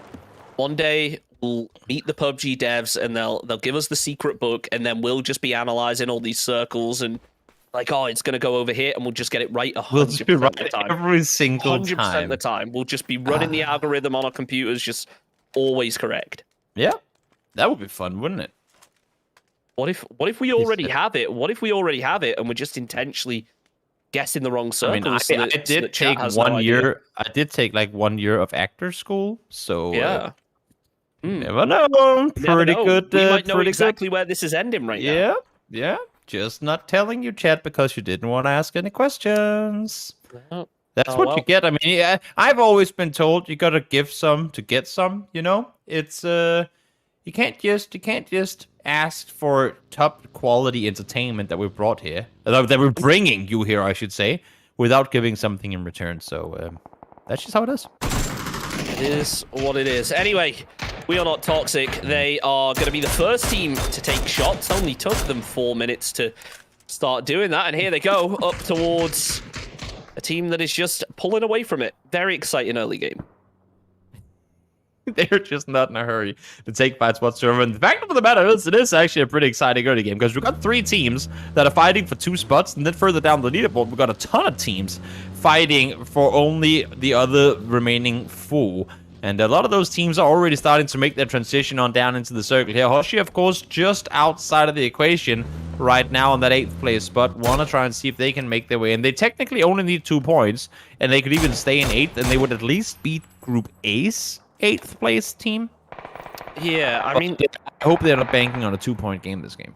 no, I think that's why they're playing trenches. I think they realize it's one of those positions you can typically get into late game with. Now, I have noticed something here, Toby, and that's the fact that Michael has nearly no bullets in reserve and only a 2x on that mini, which means that things are going to get rough here, because it's all well and good getting yourself a really good zone position and the circle going to you, but if it's where you dropped, it's where you looted, you haven't had a chance to loot multiple compounds. You will just stay where you are, and thankfully Michael looking like he is going to be able to get himself a scope off the ground, but you got to wonder how much Tattoo Honey's really going to have to work with come the late game, when I find it very unlikely that people are going to try and crash this position and take it as a team-on-team fight unless they identify a solo. Chunks, you've clearly completely misunderstood the sway and authority Michael has in competitive PUBG. He's just going to start shooting at them. He's never looted. He's never looted anything this game. He just has his minions bringing him all the stuff. He's just sitting tight saying, no, I'm too good for this. You guys, bring me your scope. Give me a scope. And they'll just go, okay, gets a knock sir, Michael. Oh, no. Okay, he gets sir, the Michael. knock onto one of the enemy players. They see it's Michael that knocked them, and then they tell their teammates to go down and just give him all the loot. It's like back in the medieval time when you were on a hunt, you know? It always had to be like all the servants doing all the heavy lifting, and then all you have to do is come over and go like, stab. And the deer is killed, and you get the trophy. That's not at all true to this. We're just having a laugh. Michael's great guys. Trying to figure out what's going on in the other game. Yeah, really impressive. I can never hit shots with that 2x, especially on the mini. Not with the 2x It just either. doesn't feel right. What? It just doesn't feel right with the 2x on the mini. I mean, we'll see.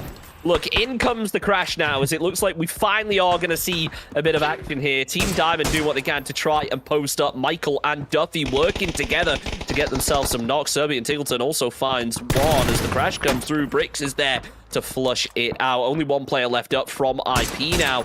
And while we wanted aggression, we maybe wanted it a bit more calculated than this, though. Yeah, I don't mind a pull-up on a compound if they like. I mean, it's up to any one given team to value if a position is worth fighting over, but you also have to be smart about your approach. And this seemed incredibly unstructured to me. It's first of all, it's a very difficult terrain to maneuver down with vehicles. You just saw that there, and I think there were other options that would have been better for them, especially not early. That's what I was trying to say with it. Like, there's no reason for them to full-on commit to it that early and then lose players because of it. We have no clue if the game is even going there. In the meantime, our current second-place team and Fate are having fun on the bridge. Absolutely they are. Maruna is more than happy to sponge up that first kill as, well, it looked like the seat swap attempt was going to come through, but Maruna got a good read on it. 1 or 2 more bullets should be able to finish off the job. He's got the SLR in hand. Will he land it? Not looking like it this time around, so the player able to get over to some form of safety. As HFTF, well, Alan is moving up aggressively, shotgun in hand.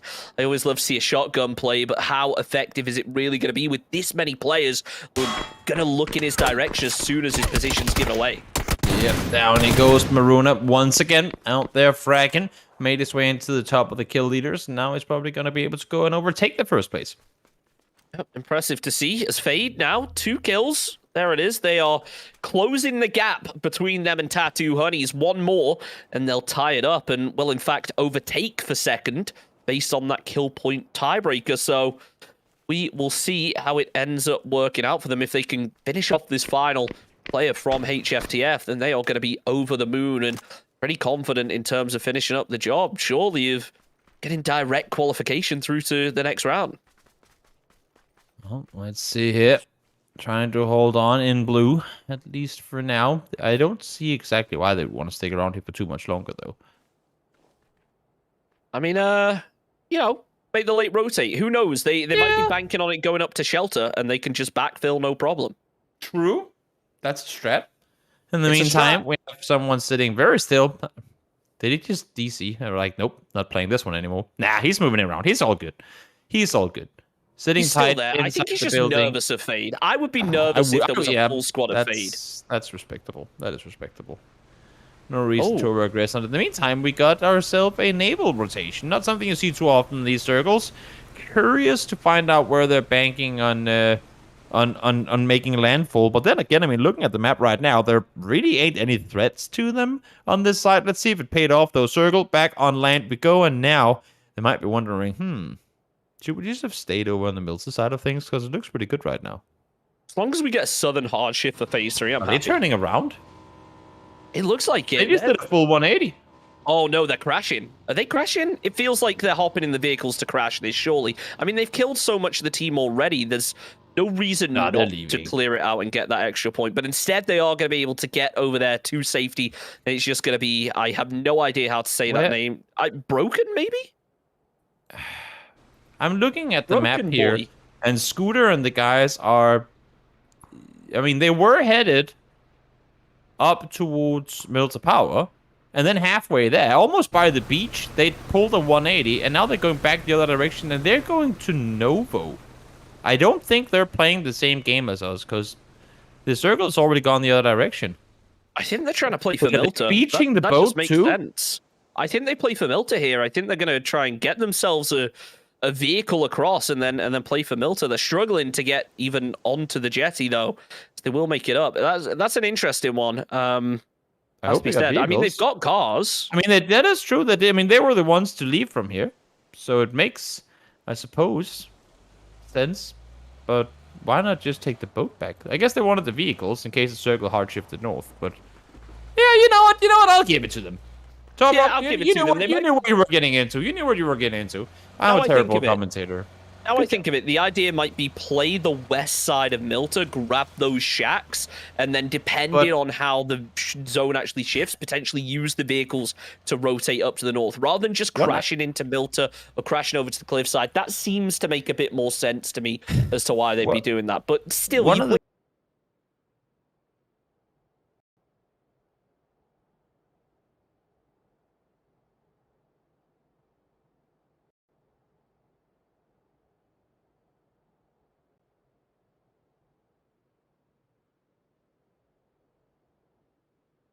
ideal. Yakashi, though, also no info, and, well, he might suffer a very unfortunate fate if Golden Gunners decide to get aggressive, but no, they are holding their nerve, not making a sound. If only they realized just how free this kill point was, they'd definitely be peeking up and going for it as Yakashi moves.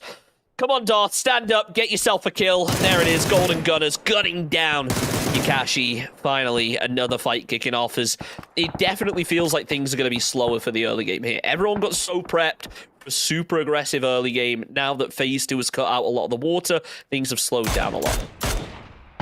Well, let's see, Bosnian looking on over. I think he's very specifically looking for Serbian Tickleton at this point. I mean, he's 0-2 against him, so... He wants revenge. Yeah. Can you blame him? No, not at all. Not at all. Imagine getting humiliated like that. On stream, too. Not good. I mean, if you're going to wear the Tickleton badge, you got to go out and perform. And I guess, I mean, technically, if you are to lose to anyone as a Tickleton, it might as well be a Tickleton, right? I mean, you know, the way I think about it is they must just be emulating the rank decision, Tiggleton. That's what it is. That's why. That's what's going on. We'll see, though, as Phase 3 gets ready to pop. Not as hard to the south as I maybe would have hoped, but still, a Lumberyard Hill ending is always an exciting one. There are so many just dips and divots that players are able to play. It feels like you'll end up with just 5 solos in the top 8. It's I mean, I feel like no matter where these next couple of circles take us, it's gonna make for a good ending. The only fear would be into Milta Field, which would be absolutely atrocious. But other than that, I kind of like all the outcomes. As you said, either we go up to Lumber, we head down southeast into the open lands there, or into the city of Milta itself. And there goes Tickleton. There it is. It wasn't Serbian Tiggleton this time, though, so at least it's only 2-0. At least it's not 3-0 this time. Ooh, if that landed. If that landed, Toby. I have no clue how I even saw him. Neither do I, but that just like makes there it were even more trees impressive. everywhere. But he was hard scoping that one, making sure that no one was going to shoot at them from that window. Fortunately, wasn't able to connect it. In the meantime, down on the beach, here comes the Beach Boys. Yep, rolling through. I think I figured out this name, by the way. I think I figured it out. I think it's Broken Boy. I think it's just spelled really weirdly. I've been trying to avoid saying the name The all day. X's are O's, the 6s are B's, and yep, there you go. Yeah, that makes sense. Oh, never mind. His now helmet's he's broken now. And he's dead. Yeah, Why there you it gotta is. do him like that? I finally figured it out. And can they make it to the next round? How are they looking on the leaderboards? They're currently I mean, in 13th. he almost... Wait, is that buggy coming down the hill again? It looked like it went up, hit a tree, and like, whee, back down the hill again. That's entertainment at its finest. In the meantime, well, ain't exactly in the best position. And not only that, but imagine having the weight of your entire team on your shoulders. He knows that he has to go out and get 36 points this game in order to make it into top 8. And his teammates leave him. Not only do they die before him, but they actually disconnect from the server too. Yeah, it's not the best. That I ain't think team spirit. That ain't team spirit. this seems like one of those teams that is not going to be together tomorrow. If he's gonna go out and get 36 kills this game, he needs your backup in order to get it. Yeah, you need your teammate there watching the screen, spectating and being like, you miss one over here and all that. But it isn't happening. Look, if I had to take a guess, Team Exactly are not going to exist tomorrow. You can tell that they're heated now. You can tell that they haven't had the best performance. So it might just be not only the end of the road for them in terms of the tournament, but just in general, because they have struggled. It has been tough. I mean, they made it this far. Yeah, I guess. That's something, but true. Not easy. Not easy. Not easy at all. Let's see how easy the zone is going to be on the eyes. And, well, if you like that dip play, that ridge play, this is just the perfect zone for you, it feels like. And the whole center kind of belt that you got going in between the lowlands down by the compounds and the lumber mill itself, it's all open, at least for now. I mean, you see one team starting making that rotation on in that direction, but it's really open right now. Team exactly. They do eventually fall, so not going to be able to qualify. Credit to those two players for sticking around, though. Not completely throwing it away. Unfortunately, it just wasn't enough for them, though. Diamond also loser players. It seems like UK are getting ready to strike. Scofa, however, is able to catch the player on the flank and slows down the push significantly. Yep, Stanbury. Trying to see if he can find something here. Team Diamond, they also need a good showing if they want to have a chance. I mean, they are getting... I was going to say getting closer to placement points because we hit the 18-minute mark, but we still have only lost 2 teams. So there's still quite a journey to those placement points. But with every kill they get here, there's a chance of them making it into the top 7. Because right now, when coming into this game, they were only 4 points from getting there. Oh, Feast, this could be a big pre-molly if Fade decide to crash, but they're actually going to end up going straight past here. It's not what we were expecting. Insane and Fade both go for C-swap kills right there. Mind Never able to open up onto Luke V as Maruna goes in. If he didn't land the shots, the vehicle would have finished off the job. Fade now salvaging 3 kills. That puts them in a position where, as things currently stand, they would get direct qualification into the final, but it comes down to Tattoo Honeys, who are still pretty posted in their compound. Yep, sitting tight, far down on that side of the circle. We'll see if Michael and Duffy can hold off here. Should this next circle go east, they're looking good, but then I would really want them to kind of prioritize one of the 2 splits. I wouldn't expect to see them maintain a 2-way like that. Vixen, in the meantime, peeking on over. They have lost 1 already, and Mind Never shuts him down. Unfortunately, he goes down immediately after as well. Nice little 2K, though. Can he finish off the job? Unfortunately, not.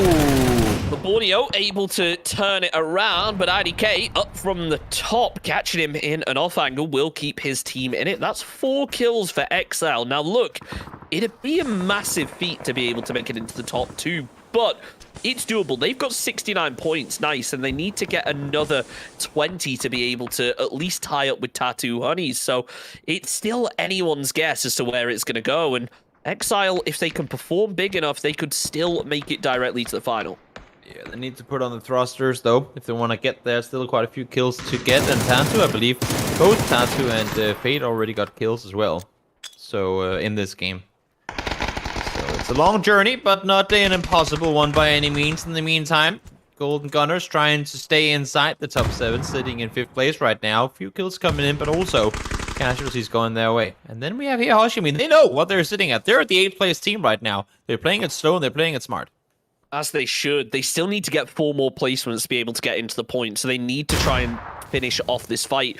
It felt like Hoshi maybe thought they were getting pushed a lot more than they actually were. Now it will kick off, though, as Rocco gets himself the opening knock onto Edams. Darth is immediately there for the trade. Mello is going to try and get up above to play for info, but as he goes to the peak, he sees some movement, so forces himself back off. Rocco needs to get aggressive here, needs to try and catch those players in the off angle while they're low HP, but the heals have popped, and Rocco, well, he's a bit too busy looting, looking for frag grenade. Peeks up. There's just about enough damage to take down Rottit, but needs to immediately back off of this and get over to safety. It's actually Scopo who gets the knock and the kill on him, so a little bit of help coming in from the side. Fortunately there for him, and now they'll get to run off. They have a team backfill in them, so they need to be ready for that. I would hope that they take the fight to Diamond, or maybe try and force Diamond further down the hillside before getting into vision of the team down below. It's a brutal one. Tattoo Honeys still posted in their compound, but now forced to make a move as the zone has moved away. Duffy doing what he can to land shots over towards We Are Not Toxic. He does exactly that, but can't convert it into knocks just yet. Serbian Tiggleton going to be playing point alongside Michael, so they just need to heal up. They've lost tires, but Diamond have the high ground, and they're looking to push onto this in the same way Exile are looking to push onto TRP and finish off this final player. Another spray coming through with the 3x on the barrel there. Chechi once again up there doing damage. Unfortunately, they do lose Vixen. Third knock on him, I believe. That goes down. So down to just 2 players. The 10-kill win is looking further and further away here. It's a brutal one with only 36 players left in the server. They're going to have to start farming out that damage, and it just isn't looking promising. At least Exile can take solace in the fact that they're pretty much confirmed into the next round. It would take a major shift up in the leaderboards for them to not get through to at least relegations. And well, with a performance like this, they have to be a favourites going into the final. With a spray like that, you'd think they'd be already in the final though. Teji with 2 nice kills in rapid succession almost makes it third. Hori is down to just 1 HP, but it's not going to be enough as Yabba Dabba is there to get the trade. Now though, IDK needs to push up. 1 bullet will find the knock, but he's looking the wrong direction as Yabba Dabba shuts things down, and out go Exile out in 12th position. Huge spray with the barrel though. Yep, great 1v2 there. Unfortunately, couldn't quite connect on the third. And now, out on the side of the circle, 1 player does go down. We're hitting phase 6 now, and this is really where it starts hurting. Serbian trying to play on the inside and really make some space for his teammates, but Sembry not going to allow for it to happen. Reload comes through, back up to 40 bullets. We're going to look at the damage coming through with these chunks, of health being taken away from them. I can't help but notice as well, Fade just got eliminated out in 11th place, which means they didn't get any placement points. They only got the kills. So, Tattoo Honeys, their only hope is really Michael right now. He needs to deliver. He's done it in the past, but he needs to get himself just a couple of kill points, and he'll confirm their spot directly into the grand final. It's going to be a rough one, especially if that Molotov connects, which thankfully for Michael, it doesn't. Zembry watching the edge of the smoke as he gets pinned down from range. Team Diamond playing a little bit more cautious, but as the zone closes in about 10 seconds, they know exactly where Michael is, and they're throwing every bit of util they can to finish him off. Yep, really trying to get him down before things happen, but jumps dang, finds Briss mid-air. Okay, that's what you get for jumping for info. I suppose Embry peeks on over, and there you go. Sado, as great as they played yesterday, today hasn't really been their day. So they will finish short, I would believe, of first place. It seems like that. We'll find out if they can remain in second, though. Stuck as well. They are stuck down in this trench. Out of choice, though. They have a really strong position. They're more than happy to try and pick up kills, as Old School Fools will be taking an engagement up against HNE. Stuckers are more than happy to steal away one of those kills as HNE do fall. Stuckers get themselves their first points of the game. Poignus follows it up with a second, making a third, including the placement points. Fearless will be going down. That's Golden Gunners out of it. So, you know, Bonias trying to peek on over. Does have level 3 gear. He can allow to peek a little more aggressive. That nade, is it going to be short? Yes, just a little bit. Into the blue we go. Yabba dabba. Ding dong. Down he goes. I couldn't help but doing that. It was going to happen to me. He's going to be out of it and make the most out of it while you can, because at the moment they are not in the best position in terms of moving through to the next round. Let's see if they can salvage more points. Evidently not, as the bolt connects. Down go Old School Fools out in 6th position. Stuckers, though, look, they haven't fragged out this game in the way that we've seen them do in the past, but they've got a solid position. They're into the top 5. They are pretty comfortable in terms of moving to the next round at this point. They're doing exactly what they had to. They got into first place coming into this game, and now they've just sat tight, not been really at risk of anything, and seen their only competition die. I mean, they literally could not get a better final game. They've just been chilling, holding strong, and without really having to do a whole lot themselves for it to happen, their only 2 threats are eliminated. Feeling good about themselves. I mean, taking a look over at the leaderboard, Team Diamond are the squad that need to pick up a couple points this game, and they are doing exactly that. With Hoshi Noobs going down, sure, they got some kill points, but is it going to be enough? And at the same time, We Are Not Toxic in 7th position currently, still in the top 5, only 1 kill. They only need a couple more, and they will move through to at least the relegation. So if they can finish off Diamond, it'll make them a whole lot more comfortable in their current position. Oh, yeah. I mean, they really popped off in that Miramar game, getting himself a 17-kill win in the end of it. And this man right here was a big part of the reason why that happened in the first place, getting a good double as they came over the hillside. So, Durik, what can you do with this position you're giving? Thank does manage to make his way back towards the Harry Potter, or the Wizard Tower. And they'll sit tight for now. I mean, they're inside the circle. They don't really have to move anywhere right now. Just chill, wait for the team that you know are behind you to make a move, and then wait for the next circle. Oh, nicely done there from Chu to lay down prone and pick up bricks on the rotate. It leaves only Scofa left up for Diamond. If he goes down, then they're pretty much out of it, and it's Boynius who's there to finish it off. We'll see if Diamond got enough points when we get over to the leaderboard, but right now it becomes We Are Not Toxic as the team who are holding on for dear life. Every single point that they gain, every placement they gain, just gets them closer and closer to the chance of playing in relegation. As Stuckers, 5 kills, really just sponging up every remaining point, it feels like. Yeah, bonus. I mean, with that many people downstairs, it's like, if you fire 10 bullets, there's a good chance you're going to hit 9 of them without even aiming. Because they're just all over the place inside that building. Let's see. Choose, for some reason, not opting to shoot initially. Does manage to connect the headshot, so maybe that's what he was waiting for. Unfortunately, can't connect the follow-up shot to get the knock upstairs, because I think they're starting to realize that there's only one player upstairs. And there you go! Solid knock coming through, because if he gets knocked upstairs, are they going to commit to try and get him back back alive, knowing that they would have to run outside to get up? That's going to be interesting to see. Hopefully the player up top doesn't end up getting knocked and he is able to remain in it. I believe it was ground floor player that went down there as Numalok now looking up above. It's Stuckers that know where Scouter is, but they just don't see him yet, as they have remained 4 players up. They got themselves the res. No real concern there for Stuckers, as the same being said for We Are Not Toxic. 2 strong squads, both with 4 players left up, but We Are Not Toxic is a very different beast to what we saw on Miramar in the way they're playing this game. They're playing it very slow, and also, I mean, they are currently being contained by pretty much every single player that is still alive in this game.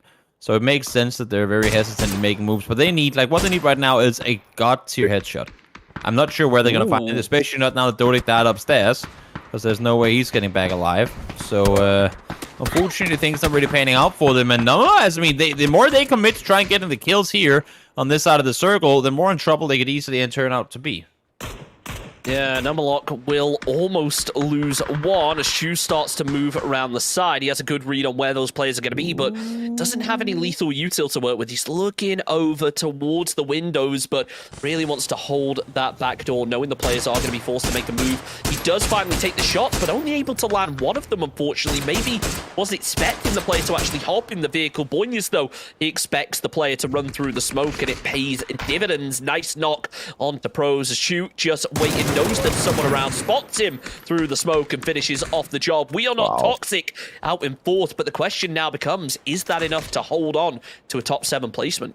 Yeah, that's the question. I'm trying to take a keep an eye on the leaderboard while this is unfolding. Horseshoe, they had a pretty decent game. Of course, they didn't get as many placement points. And Team Diamond got quite a few kills and survived till late as well. So we'll have to wait and see. They're not going to try and do any quick math and get it wrong here. But Stalkers, of course, this is just a solidification of their first place spot. I mean, they had 0 wins coming into these final 2 games, and then they get 1 last game, and now they potentially go back-to-back. Nice shots by Squeaky there to get the kills. 9 kills this game. This could easily be a 12-kill win coming up. It definitely looks like it could go that way as he's got the org in hand, goes the spray, actually does a little bit of damage, but not going to be able to finish off the job there as 2H Cole watching from the side. Actually does end up getting caught with a pretty nasty headshot there by Swedish. Squeaky has a read on where the player is, but doesn't know exactly where inside the smoke he is now remaining. Holding the edge, goes the peak, and ends up taking down Squeaky, as that leaves only 2 players left up from Stuckers, and well, Boynius is down extremely low. This game might not work out in the way they planned.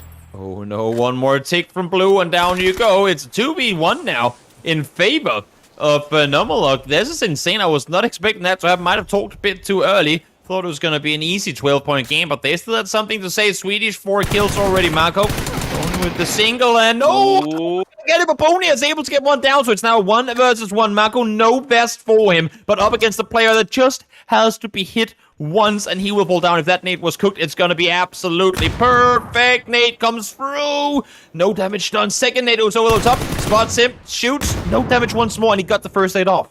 He ended up flushing out his own teammate there, not able to get the kill, but does a lot of damage. Shot though from Boynius, the orb is king, and Stuck has proven exactly why they are in first place, and they are not moving anywhere. That's at least Stuck has confirmed going directly to the grand final. The question now becomes, who's going to be in second? That's only time can tell. I'm not going to try and predict anything. This was close. Fate did die early, but they did manage to get some kills with them. Tattoo survived for longer, but didn't really get that many kills. It's gonna be pretty damn tight, that's for sure. Regardless, both teams are gonna make it through to the next round either way. Yeah, absolutely. It's going to be a rough one. The question becomes, do you go directly to the final, or do you go to relegation? And it's a big difference and a lot more pressure on your back if you go to relegation with that kind of target on your back of, we were the top team to move through from round one. We should be able to come out strong. So a lot of pressure for those squads. I will say, though, from pretty much top to bottom, everyone had a really good performance right there. I'm excited to see how it unfolds and which teams make it through and which teams are going to grab our MVP prize. But before we do, we're going to send it back to the studio for a quick recap, not only tonight's games, but the round in general. Welcome back to the studio for the last time. Actually, not for the last time. You'll see us another time. But the last time that we're actually going to talk about the games, because that was game number 5, second day of Qualifiers Group B, and we're done with Group B. So, what did you think of Group B, Tetka? It was amazing. This game, I loved it so much. Stuckers were on fire. Clearly, this is their map. Miramar didn't do them any good, but here they've been so crazy. But before the ending, we have honorable mentions also. I think we have Tazy with a double kill of 4 guys chasing him. That was really crazy. And of course, Swedish had two kills. I think it was also a double kill, and he made FaZe drop out of the 5th game. It was really crazy. What did you think about the ending? Oof, I don't know what to say. What was going on over there? Stuckers did stuck it out. Absolutely. Stuck it out. That's a double chicken dinner for them. Really well played. They really got those kills, and it was. I almost thought I doxed myself as we were watching. I was like, Stuckers are gonna win this, and then Swedish comes in with the kills, and then 2 of the teammates from Stuckers get knocked, and I'm like, what is going on? What is going on? Then Markovic throws the bomb on Swedish. Yes.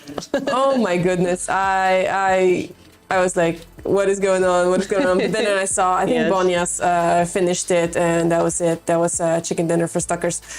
So yeah, completely crazy game, the last match.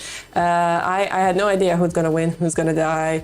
But yeah, it turned out to be Stuckers, and I'm really happy that it was, because honestly, in day number 1, yesterday, they have showed their potential. So I was really, pleasantly surprised to see them coming back. And we will see after a short break. We'll go back to Chunks and Toby, and they will let you know who is the MVP of today and what are the standings, where the teams we're going to be seeing in the finals. So see you in a couple of moments.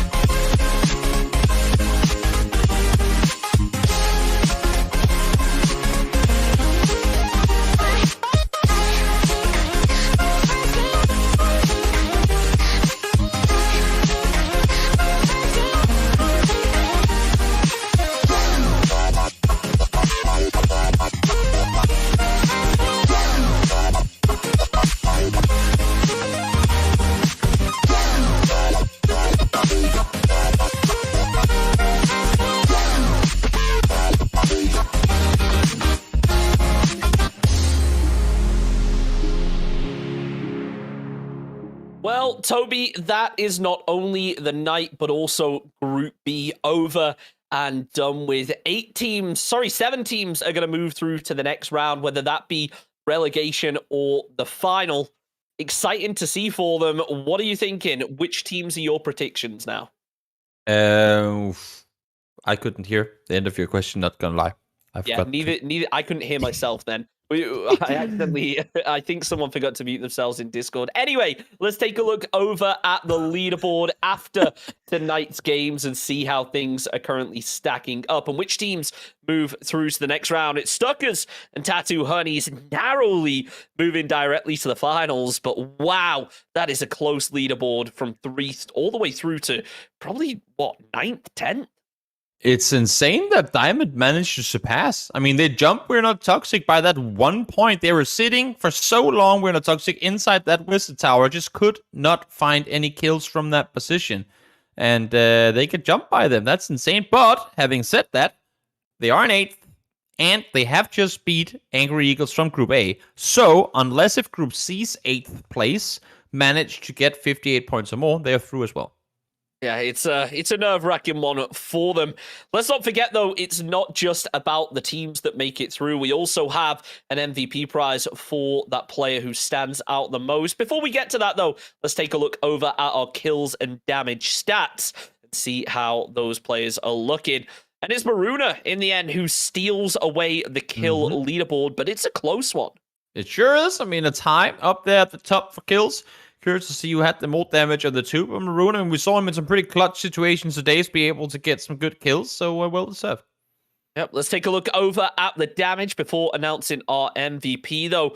And Maruna, is he up there? Unfortunately not. It's Stuckers that really steal the show in terms of damage. Yeah, able to kind of pop off. And Michael, despite the fact that we didn't see a whole lot from Tattoo today, the fact that he's still up there with that much more damage than anyone else goes to show how good he is overall, and also goes to show how insane of a day he had yesterday. Yeah, really impressive in general. Let's go and have a look, though, and see who our MVP is going to be for the day. And after a really impressive kill performance, the €100 pay safe card MVP is going to be Maruna from Fade. Really impressive game for them. Unfortunately, they won't make it directly through to the final, but credit to them for being able to get the MVP prize. Yeah, I mean, they got the smell of the first place for just a game and a half, and then Stuckers just dialed it on in. I mean, they didn't have a single win coming into today, then they get 2 wins in the final 2 games, not only win, but managed to surpass Tattoo, who came into today in the lead by quite a margin, by 24 points. So insane final 2 matches for Stuckers here for sure. Yeah, really impressive games tonight and an impressive group. Toby, thank you so much for joining me, because that is it for us tonight. We'll be back soon with Group C, so thank you everyone for watching. We'll see you next time. And now it is the final time that I'm welcoming you back in the studio, just for today, because we are officially done with Qualifiers Group B. And what are we gathered? Who's going to the finals, Tetka? Dun, dun, dun, dun. So right now we have Stuckers and we have Tattoo Honeys. Yeah, they're going to the finals. Exactly. All the other teams. Yes, and I'm really, really happy for the Stuckers because, as you said, they had 2 wins, but they had 2 wins in a row. Well deserved, you guys. Congratulations to all of the teams. The journey is not over. There is relegation incoming, so make sure for all of you guys to follow us on social media to get the news and updates. Yeah, and I would just want to say congratulations again to the teams that they're going to the finals, and of course, good luck to the teams that are going to relegations. And good job, Maruna, our MVP of the day. Really well deserved. Those nice €100 provided by PaySafeCard. And I want to thank our sponsors, Samsung Odyssey, PaySafeCard, and Vizzle S, for making this tournament happen. Of course, guys, you can follow all the social media, Good Game Global, watch us on Trovo, Twitch, and YouTube channels. We'll be back here tomorrow in the studio with qualifiers for Group C. It will be day 1, and then next day will be day 2. Right away, we're not waiting for anybody. We want to see who we're going to get from Group C that is going to the finals and joining the rest of our teams. And to remind you guys, Group C pick'ems are open and live, so don't forget to pick them up. That's right. You can already vote for Group C, get your picks in, and yeah, maybe you'll win a €50 voucher from PaySafeGuard. And with that said, we're going to have to say goodbye and see you again tomorrow at 7 p.m. CET. Goodbye. See you guys. The cradles, profanities. Some days I feel skinnier than all the other days. Sometimes I can't tell if my body belongs to me. I love everything. Fire spreading all around my room. My world's so bright, it's hard to breathe, but that's alright.